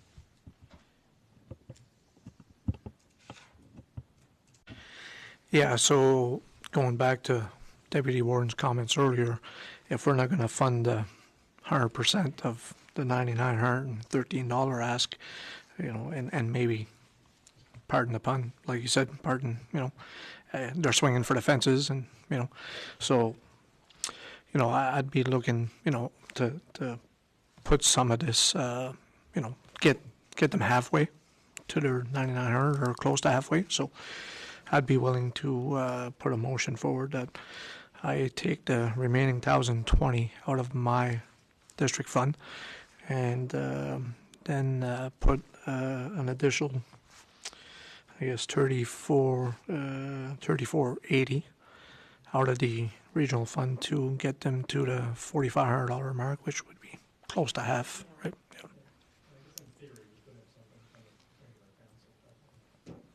It's not likely to happen, but I No, mean, no. it could be. Yeah.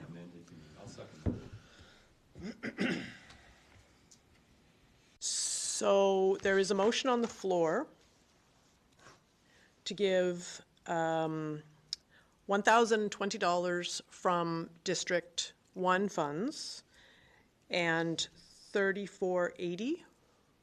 Is that the dollar amount you gave? Which is 30 or 4,400? 44, or yeah, 34.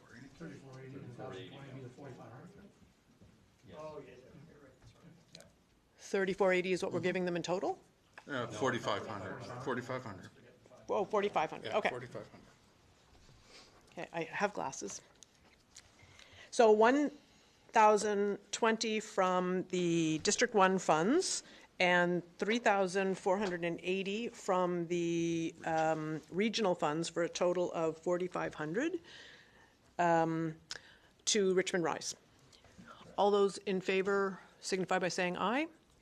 Aye. Those opposed? Motion carries. And the last one is to the Lewisdale Parish, St. Louis Parish Council Type 4 in the amount of $2,000. I see that Councillor Mershon has $2,020 in his district funds. So I'm going to make a motion that we support this grant for St. Louis Parish to the tune of $2,020 from District 3 funds. Can I have a seconder? Seconded by Councillor Smith. All those in favor? Oh, sorry, go ahead.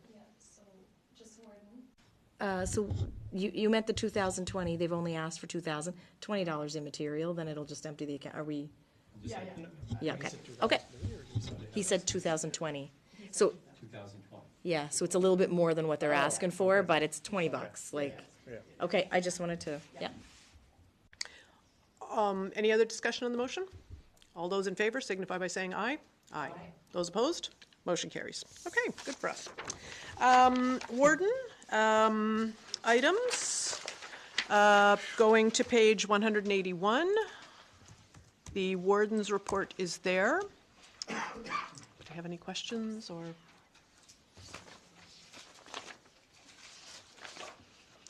Hearing none, I put an agenda item as well, which is the, it's called request from resident regarding flags. So I did attach the flag policy here in the package. I did ask that it be attached, so that's on page 182 of your package. I did have a request from a resident, to say that it would be nice to see the municipalities support the efforts that government, provincial and federal, are making, given the challenging times that we are living in with respect to an assault on sovereignty from south of the border. So the request was, could we purchase flags and sell them at cost to residents here at the municipal office? I find that to be a challenge because just logistically, like, you know, you'd be asking people to drive to Ayrshire, and it's not a central location for anyone. So I did check with the local stores, and they do sell flags that can't be much of a markup because they look like... Exactly, yeah, you see them at pretty much at cost, and they're in different places around Richmond County. But I do want residents to know, and I'll let folks know, that I did also reach out to the MP, and I asked what they had in the way of flags, because I think it is worth, you know, being supportive of that kind of thing. So I do have many, I don't know exactly the number, flags that would go in windows. I'm also mindful of the poor ladies across the street. They tried to flag a flag on Flag Day and nearly got blown away. They don't have flagpoles and that kind of thing, but you can get inserts for your window. So I did ask that those be sent here, and I'll distribute those to councillors so that if you have anybody who would like to, as a display of patriotism, display those, then happy to pass those. And those are from our MP, so thank you in advance to MP Kellaway for that. We did have another ask around potentially for a certain amount of time suspending the flag policy, because there is a flag policy, but suspending that for a short period of time, say a month or a week or whatever, to have nothing but Canadian flags flying. So that was the request, to sort of show our patriotism and to show that we are highly committed to remaining a sovereign country. So I said I would ask, and I think it's worth asking in a public forum. I'm open to throwing that out for discussion or not.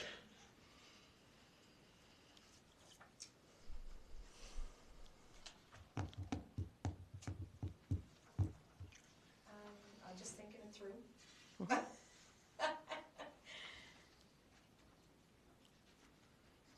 And we can table it for another meeting. Yeah, I mean, not everyone has, like, some people have a very complicated relationship with the flag of Canada, and I want to recognize that. But I do think that we have had some extenuating circumstances, as you've mentioned, and you know, there's a Canadian unity movement about right now. So I would have no issue making a motion to suspend the flag policy for 1 week.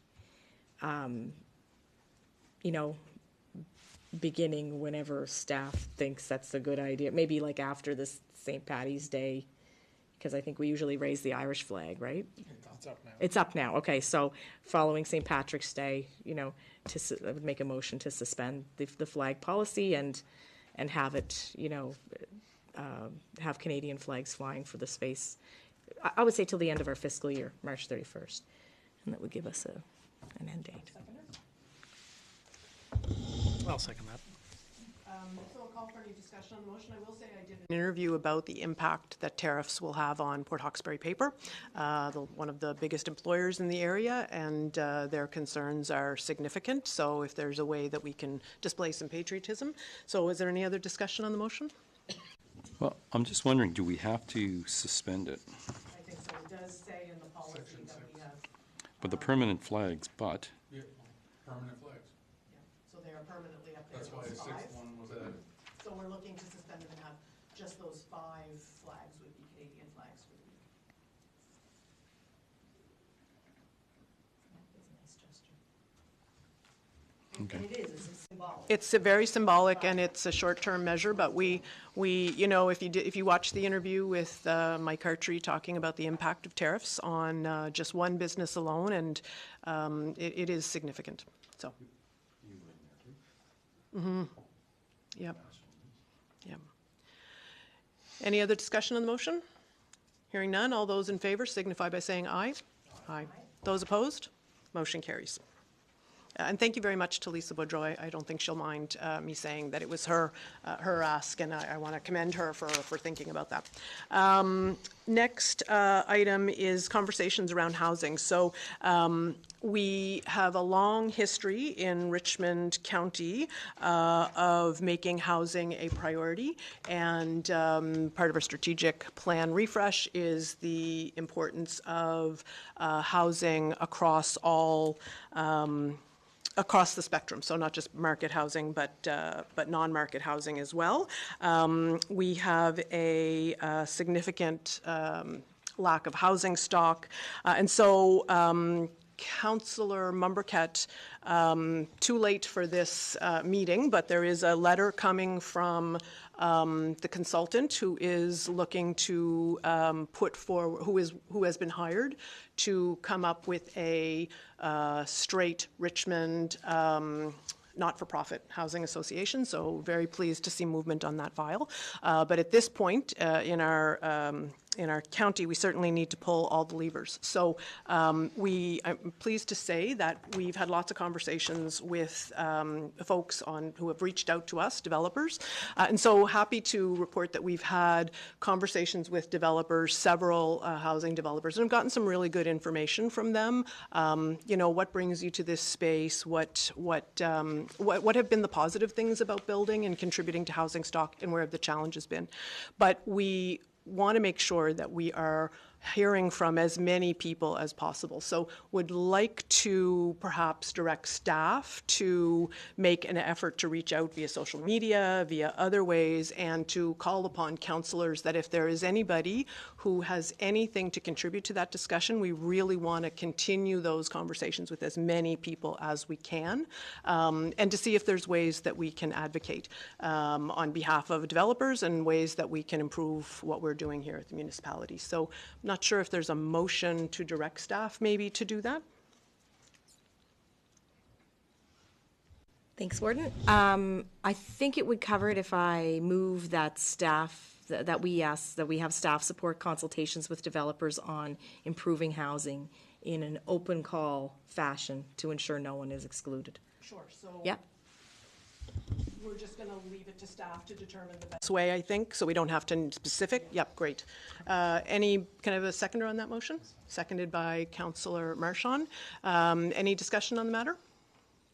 Hearing none, all those in favor signify by saying aye. Aye. Those opposed? Motion carries. Moving on to member of council items. So Councillor Marchand regarding the CT scanner at the Straight Richmond Hospital. I'll throw this over to you. Thank you, Warden. As most people are aware, there'll be a new dialysis unit that's being built and will be set up at Straight Richmond Hospital. When that happens, the I think there's 3 chairs right now, will be moved from the hospital into the new unit, so it's going to open up a space. The board was discussing the purchase of a CT scanner, so I thought I'll bring it up here and we'll look to see if we can support that in some way.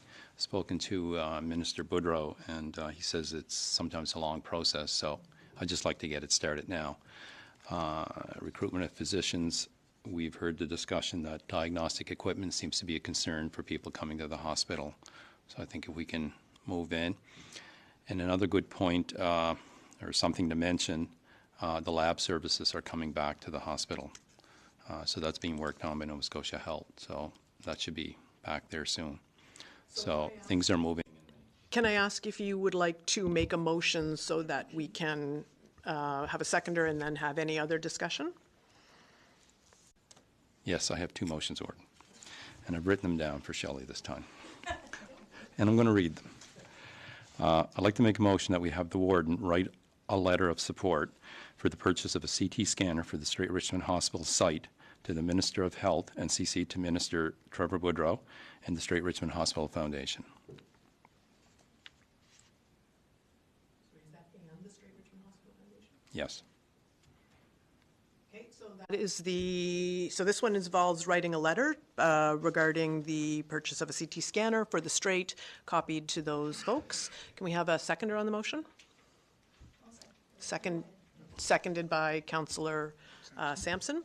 I will say that my son was in the hospital this summer. It was pretty serious, but it seems like diagnostic testing at this point to decide if you have to go further involves blood work, urinalysis, X-ray, and CT scan. So had we been able to do CT scan, we would have known whether or not we had to go to Sydney, but we didn't even have a CT scan here, so we had to go to Sydney, which was quite traumatic. So I'm all for it.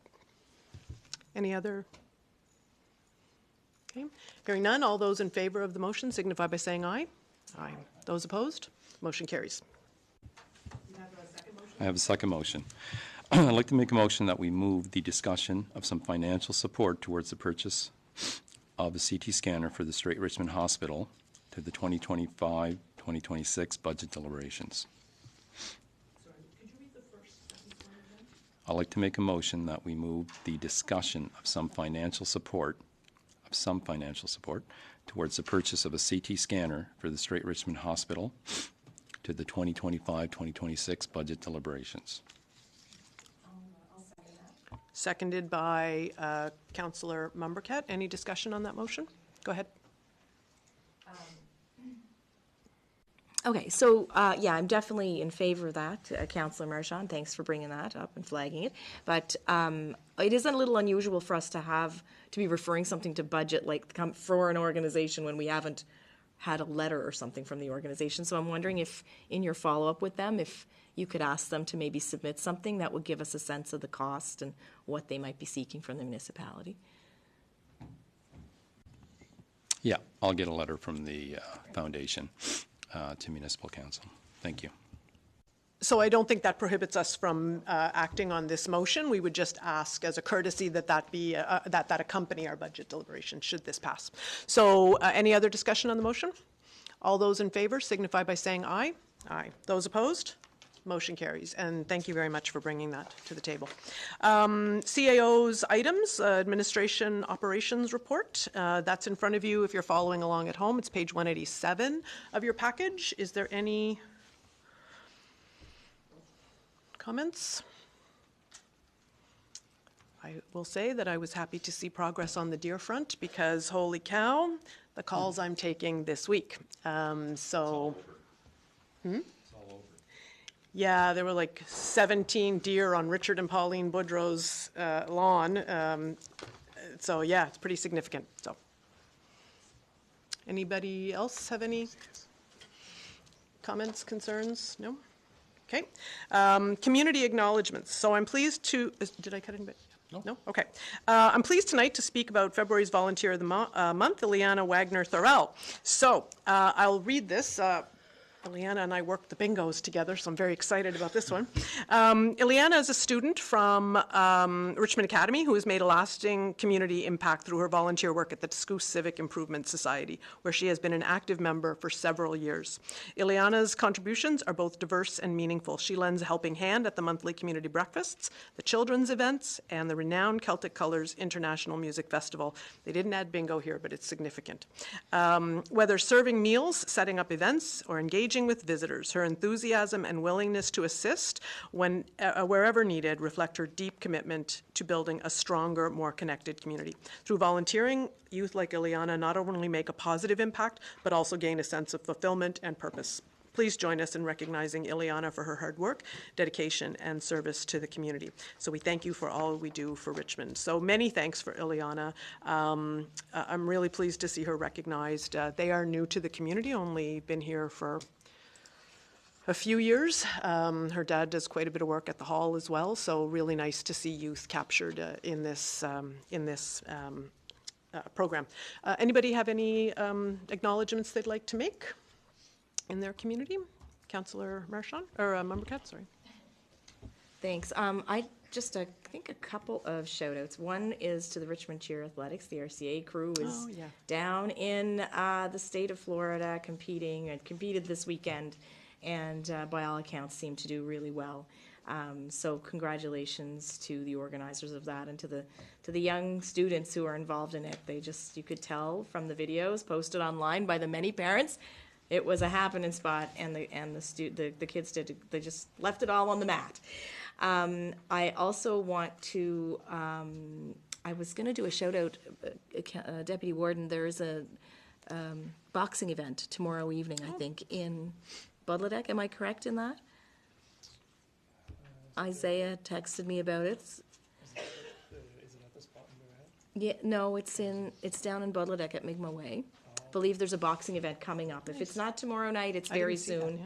I'll go and look for it and make sure I put it online. But just want to congratulate the organizers of that. They're partnering, of course, with the Richmond Warriors Boxing Club, and just doing a great job of creating events and creating a bit of a I think a physical activity, but also kind of almost like a visitor draw as well for the county. So it's really great to see. Great. I would like to offer a couple of shout outs myself. First, I want to congratulate the folks at the Discouse Hall who hosted Square Roots this weekend. So Square Roots is a community interest group based out of Halifax through St. Mary's that is dedicated to increasing food security and by providing set-to-be-wasted, low-cost produce to Nova Scotians. So they reached out on social media saying they didn't have an Almadam drop-off, and the usual suspects at the hall in Discouse offered to host them. And so they came with somewhere between 800 and 900 pounds of fresh produce and fruit and vegetables, and it was gorgeous. Like, it was great. There were tomatoes and cucumbers, and it was really good food, and it went to locals free of charge. So that was a way of introducing that to the community. So we're very hopeful to have that on a monthly basis for a nominal fee to offset the course. So many thanks to the folks, the young folks from St. Mary's who put that program together, but also the folks in Discouse for making that happen. And I do want to congratulate as well the entire team of people from the Hearts of Almadam, the Loosedale Small Option Society, and the Almadam Small Option Society, who have all but hit their fundraising goal to go to their trip of a lifetime to Disney. So my family is actually going with them. We're not part of the fundraise dollars. We're going to just provide some support if we need to, but there are several people who are going to get a chance to have a trip that they would never in a million years have been able to, and the fundraising that they have done as a group has been really, really nice to watch. So congratulations to them. We leave on the 31st of March for a week. You. I said boxing, it's wrestling. And it is tomorrow night, live in Budledeck First Nation at Mi'kmaq Way School Gymnasium. Doors open at 6:15. Okay. CAO is. You say, are you doing the announcing or your dad? God, I know when I could have called it. Yep, moving on. My dad, yeah. Okay, so we have some correspondence. So 2 items, I believe, require action on our part. One is from Laura Embry, and that's page 194 of your package, and that is a request for allocation of funding for the St. Peter's Hub project to be included in our annual operating budget. So I'm happy to entertain a motion to move that to budget deliberations if that's what we see fit. Moved by Councillor Sampson. I have a seconder. I'll second that. Seconded by Deputy Warden Sampson. Any discussion on that motion? Just to clarify, CAO, this is, excuse me, the same funding we had already allocated, that just the timelines haven't worked out, correct? Yeah. Yeah. They've started work, and we just said, you're not going to send us a bill until after April 1st, so please send a request to council to get this on next fiscal. It's been, this has been approved twice. Okay. And it's been carried over twice now. Yeah. Good to have it on the books so we know what we're doing. All those in favor signify by saying aye. Aye. Those opposed? Motion carries. And the second one is the letter from the Eastern District Planning Commission regarding the operating estimates for the 2025 fiscal year. That starts on page 195 and goes to page 197. So would I be right in saying that so do we need to put a dollar amount in the request to defer to budget? Accept the operating estimates and refer it to budget. Okay, so we're making looking for a motion to accept the operating budget estimates and refer to budget. Moved by Councillor Mumbercat, can I have a seconder? Seconded by Councillor Sampson. Any discussion on the motion? Hearing none. All those in favor signify by saying aye. Aye. Those opposed? Motion carries. So there are 5 letters in your package, some written by me, some by NSFM. So the first one is on pending legislation, just making us aware that they're advocating on our behalf. Second one, well, I'll just go through them, and if there's any discussion, go through.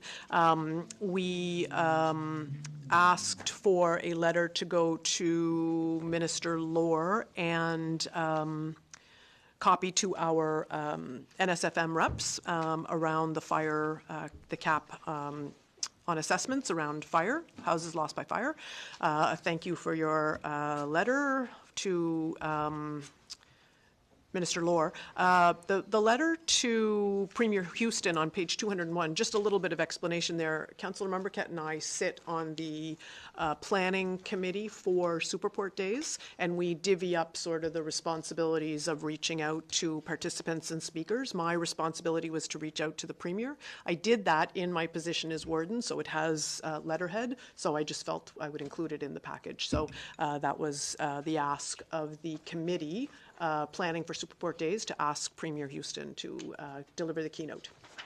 And the last one is a letter to NSFM. Follow-up from previous correspondence. Any questions on any of those? Did you send the letter to Tim Houston? I did. The date? You're saying the event is January 26th? Did you say June 26th? Oh, it does say January in the first line. I thought, Oh, gosh, look at that. Yeah. I thought they had changed it from the summer to the... I'm sure I'll hear about that. Well, he's probably not going to show up. That's right, yeah, very probably. I would have, unless I've gotten that wrong. Yeah, yeah. Good catch. And you said you weren't good at English. My goodness.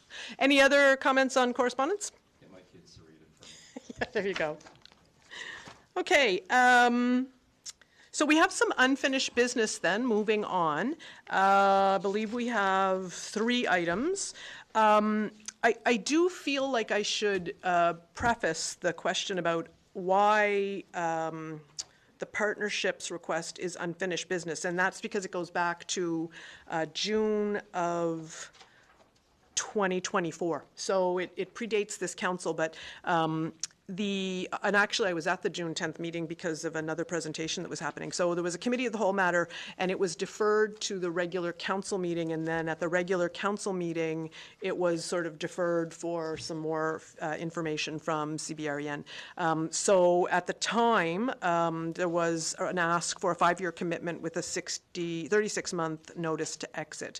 So there was concern at that time about future councils, so locking future councils into a longer commitment, but then there was also concerns about CBREN trying to attract and retain staff when they could only offer short-term contracts. So there is information in your package. I will say, open it up for discussion or a motion, I will say that I sit on the CBRN Liaison Oversight Committee. There is a sense around that table, I will say, that this is a good deal with a 4-year contract with a 24-month out is fair and reasonable. There were actually some other groups that have signed on to the 5 and 36. Given the economic climate and the challenges with attracting good candidates, I'm certainly supportive of the agreement with these conditions, but I will throw it out to comment or motion from council. When you look at some of the other intermunicipal agreements with other RENs, a lot of those are 12-month out. So I can't see why we would want to change to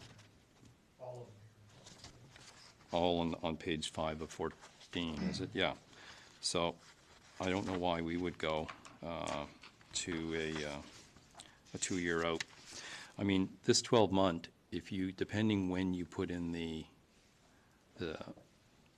letter that you're backing out, it could be still a 2-year period. I don't know if this is, if we have it in March 31st, are you out the next April? Or if we have it in April 2nd, are you out 2 Aprils away? So, I mean, there's a 2-year there if you don't get it in, in behind. And as for the retention, I mean, sometimes it's good to have turnover in enterprise networks because you get new ideas. You get fresh blood coming into some of these positions that sometimes have different ideas. And, you know, that may be a help, it may not, I don't know. Thank you. Discussion? Or, yeah, discussion, or I'd entertain a motion if we want to pursue it through a motion or see where we move.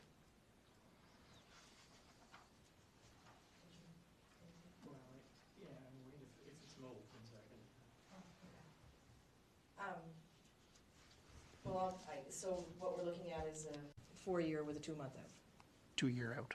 Sorry, 2-year out. Yes, yeah. A 2-year from the beginning of the fiscal year. Yeah. So, Yeah. yeah. All right. So I'd be prepared to make the motion that we accept the recommendation to enter into the REN funding for a 4-year period with the 2-month, or the 2-year notice of withdrawal. We have a seconder on the motion to get us some formal discussion, moved by Councillor Sampson. So, heard from Councillor Marchand. Anybody else want to take a crack at it? Go ahead. You know, it's good tonight. I guess maybe the timing worked out. I mean, but we can see, you know, the advantage to this and some of the great stuff going on. I just would still struggle, although I do appreciate them moving it from the 3-year to the 2-year. You know, like obviously somebody's listening and that goes a long way. I'm looking at the comparables and every other one is a 12-month out notice and 12 months from the start of fiscal year, which, like you say, could turn into quite a bit more than that, depending. The other thing was, I believe it's increasing annually by CPI. Is that correct? Right, right. Whereas I don't, you know, like I'm looking at the Pictou County partnership and a 2% annual increase. At least, you know, we could plan a little bit more for that kind of thing if we were looking at that. Whereas, you know, over the last few years, we've seen there can be some wild fluctuations in CPI. So I just wouldn't be comfortable with going ahead with that and not knowing what that increase could be.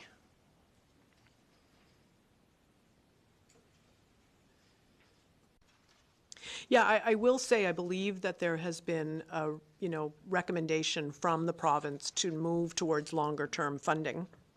And we do have Victoria already, Inverness for sure, and they were prepared to sign on easily to the 5 years. And we have another, Eskasoni is committed.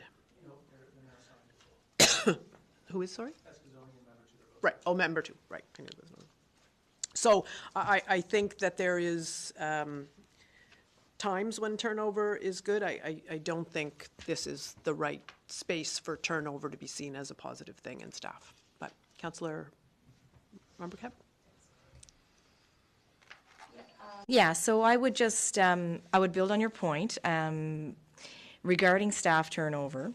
Like I've been on the other end of this and was for a very long time in my career. And it always forces you to look for the next option. And I will tell you, we're fortunate to have Rochelle in the position that she's in, and prior to her, Martin.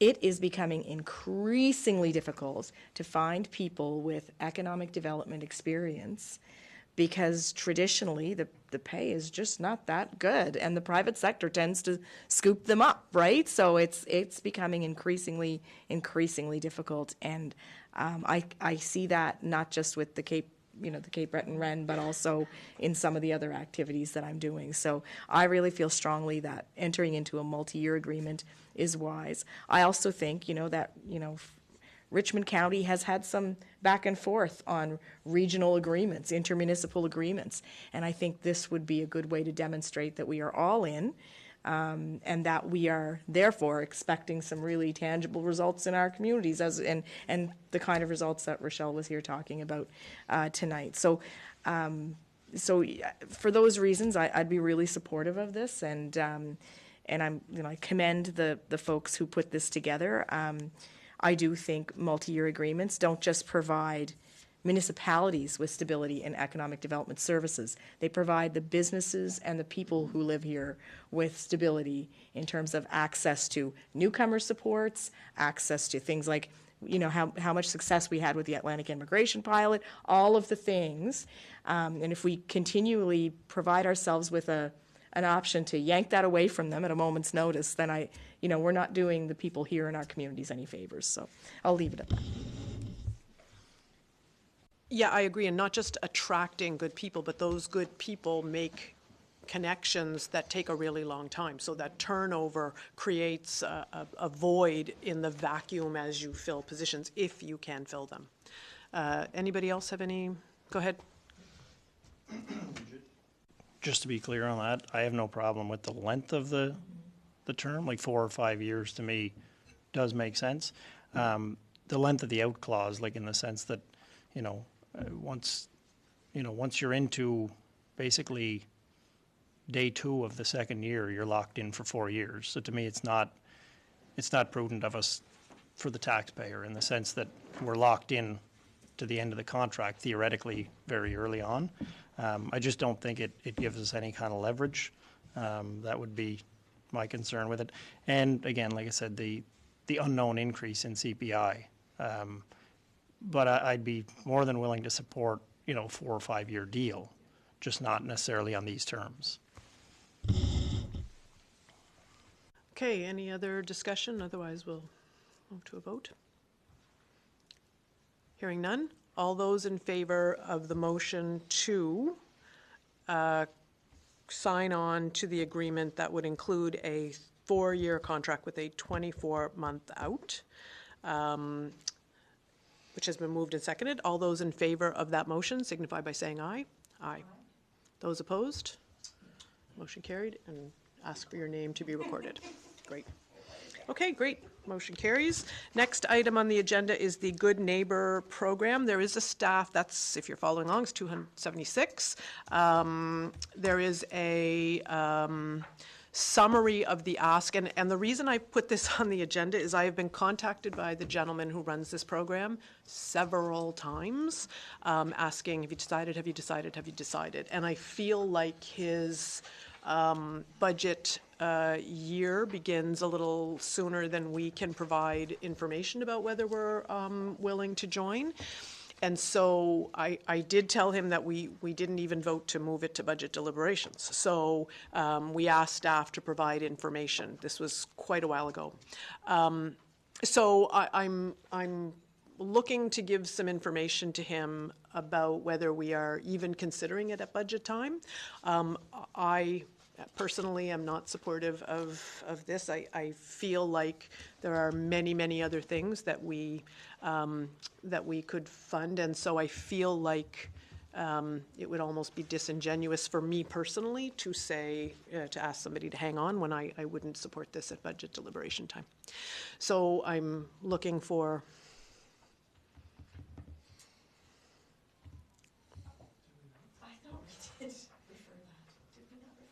No, we asked for a staff report. Yeah, because we weren't 100% sure about all the details, and yeah, no. No, yeah, but it was a staff report, and it just sort of, I think, sat there because it would be a budget deliberation anyway, but we're a long way from passing a budget, and these folks are really quite concerned about getting their ducks in a row earlier than we get our budget in line. Very persistent. Yep. Go ahead. So I'm kind of in the same boat, Warden. I think it sounds to me to be a great project. It's talking about training a group of community champions. We did the Acting Collectively project. I got some great results out of it due to the dedicated effort of a couple folks in particular. I'm not convinced that this would be a sustainable approach in Richmond County because we struggled so much to get even what we did from Acting Collectively, and kudos to the folks who were part of that project, but I think for right now, and I do think timing's everything, sure. I'm not feeling like this is the right time, although I have great respect for Barry and the whole thing, but okay. Anyone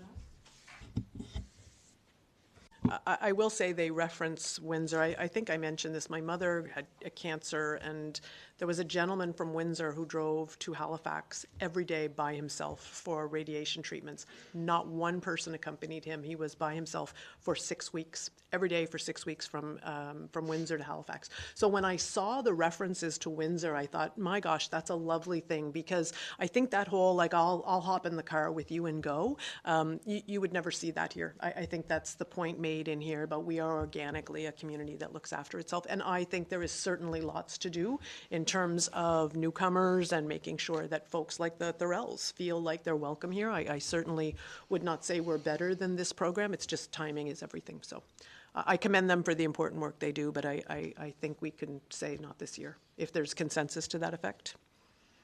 Yeah. Okay, great. Thank you for that. And the last one should be a short one for sure. Richmond Arena.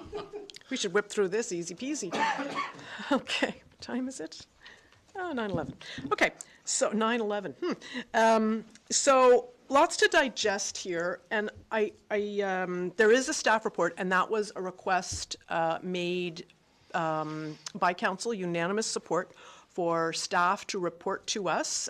So there's a good amount of information starting on page 278. So there is a summary of relevant motions. So on February 25th, unanimous consent to get information about necessary repairs for Richmond Arena's under ice surfaces, piping, all of that. And so there is quite a bit of background information, and I'm not 100% sure how we proceed from this point this evening, but I'm open to conversation, discussion. I'm also open to deferring to special meeting. There's lots to digest here, and decisions are going to have to be made. So I'm very open to next steps. Councillor Marchand, I don't know, it was your motion, so I'll open the floor to you first if you have anything. Well, I think we definitely have to do something with the floor, so maybe some further discussion at budget. And maybe some discussion with our MLA to see if there is some other funding that we can get, but it definitely needs to happen. I think looking at converting this to a different refrigerant, and the document speaks of extra energy being used. We use a considerable amount of energy to run that operation as it is now. With the issues of leakage under that floor, I think with a refrigeration system, it's going to even exacerbate our piping issue probably. So we definitely need to do something wherever we find the money for this project. We need to start putting something away, because we're going to find ourselves with some greater problems, and rummaging around to convert this system to another refrigerant that's, as the director says, going to be much more expensive to operate. And we're still going to eventually have to do the work that needs to be done. So I'll move this to either a special meeting or some budget deliberations. Yeah, I guess I don't like ors in motions, if we could prevent that. So can we move it to budget deliberations, and then at that point, if we need, we can, and maybe early on in the budget deliberation process, so if we have to have additional meetings? Yes. Yep. So, sure. Okay, so the motion on the floor is to defer this to budget deliberations. Can I have a seconder? Seconded by Councillor Sampson. Any discussion on the motion? I will say, just to point out the obvious, it is not the only path forward. There is another path forward, which is to build another facility. So that is something we're going to have to hash through, right? So I also lost my train of thought there. But we have motion on the floor to move to budget deliberations. Any other discussion? No? Okay. All those in favor of moving conversation about budget deliberations to the Richmond Arena, not the Loosedale Arena, no, Richmond Arena, to budget deliberations. All those in favor signify by saying aye. Aye. Those opposed? Motion carries. So we are at the items added section of the agenda. None were. Question period. We have a 15-minute question period for any matter related to municipal council. I will remind folks that the number is 226-9885. Oh, I forgot review of checks. How did I forget that? And action items. Oh my gosh, look at that. Sorry, missed a page. So item 15, review of checks. Yes, sorry. Pages 298 to 303. Any question about checks that have been issued? No? By all means. And did any other review of action items laid out by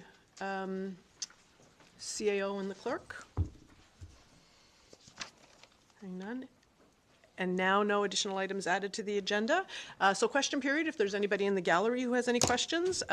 We have a 15-minute question period. And again, to those folks listening, 226-9885. So not restricted to items on any agenda. So happy to wait a minute or two because of the delay with the phone calls.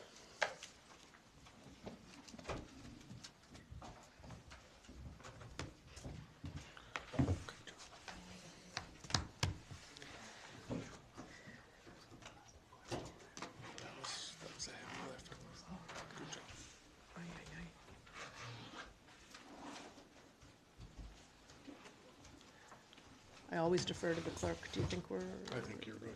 Yeah, yeah. Okay, so hearing no questions from the gallery and hearing no questions come to us from the phone lines, and seeing that there is no further business on the agenda, the Committee of the Whole meeting is adjourned. Thank you.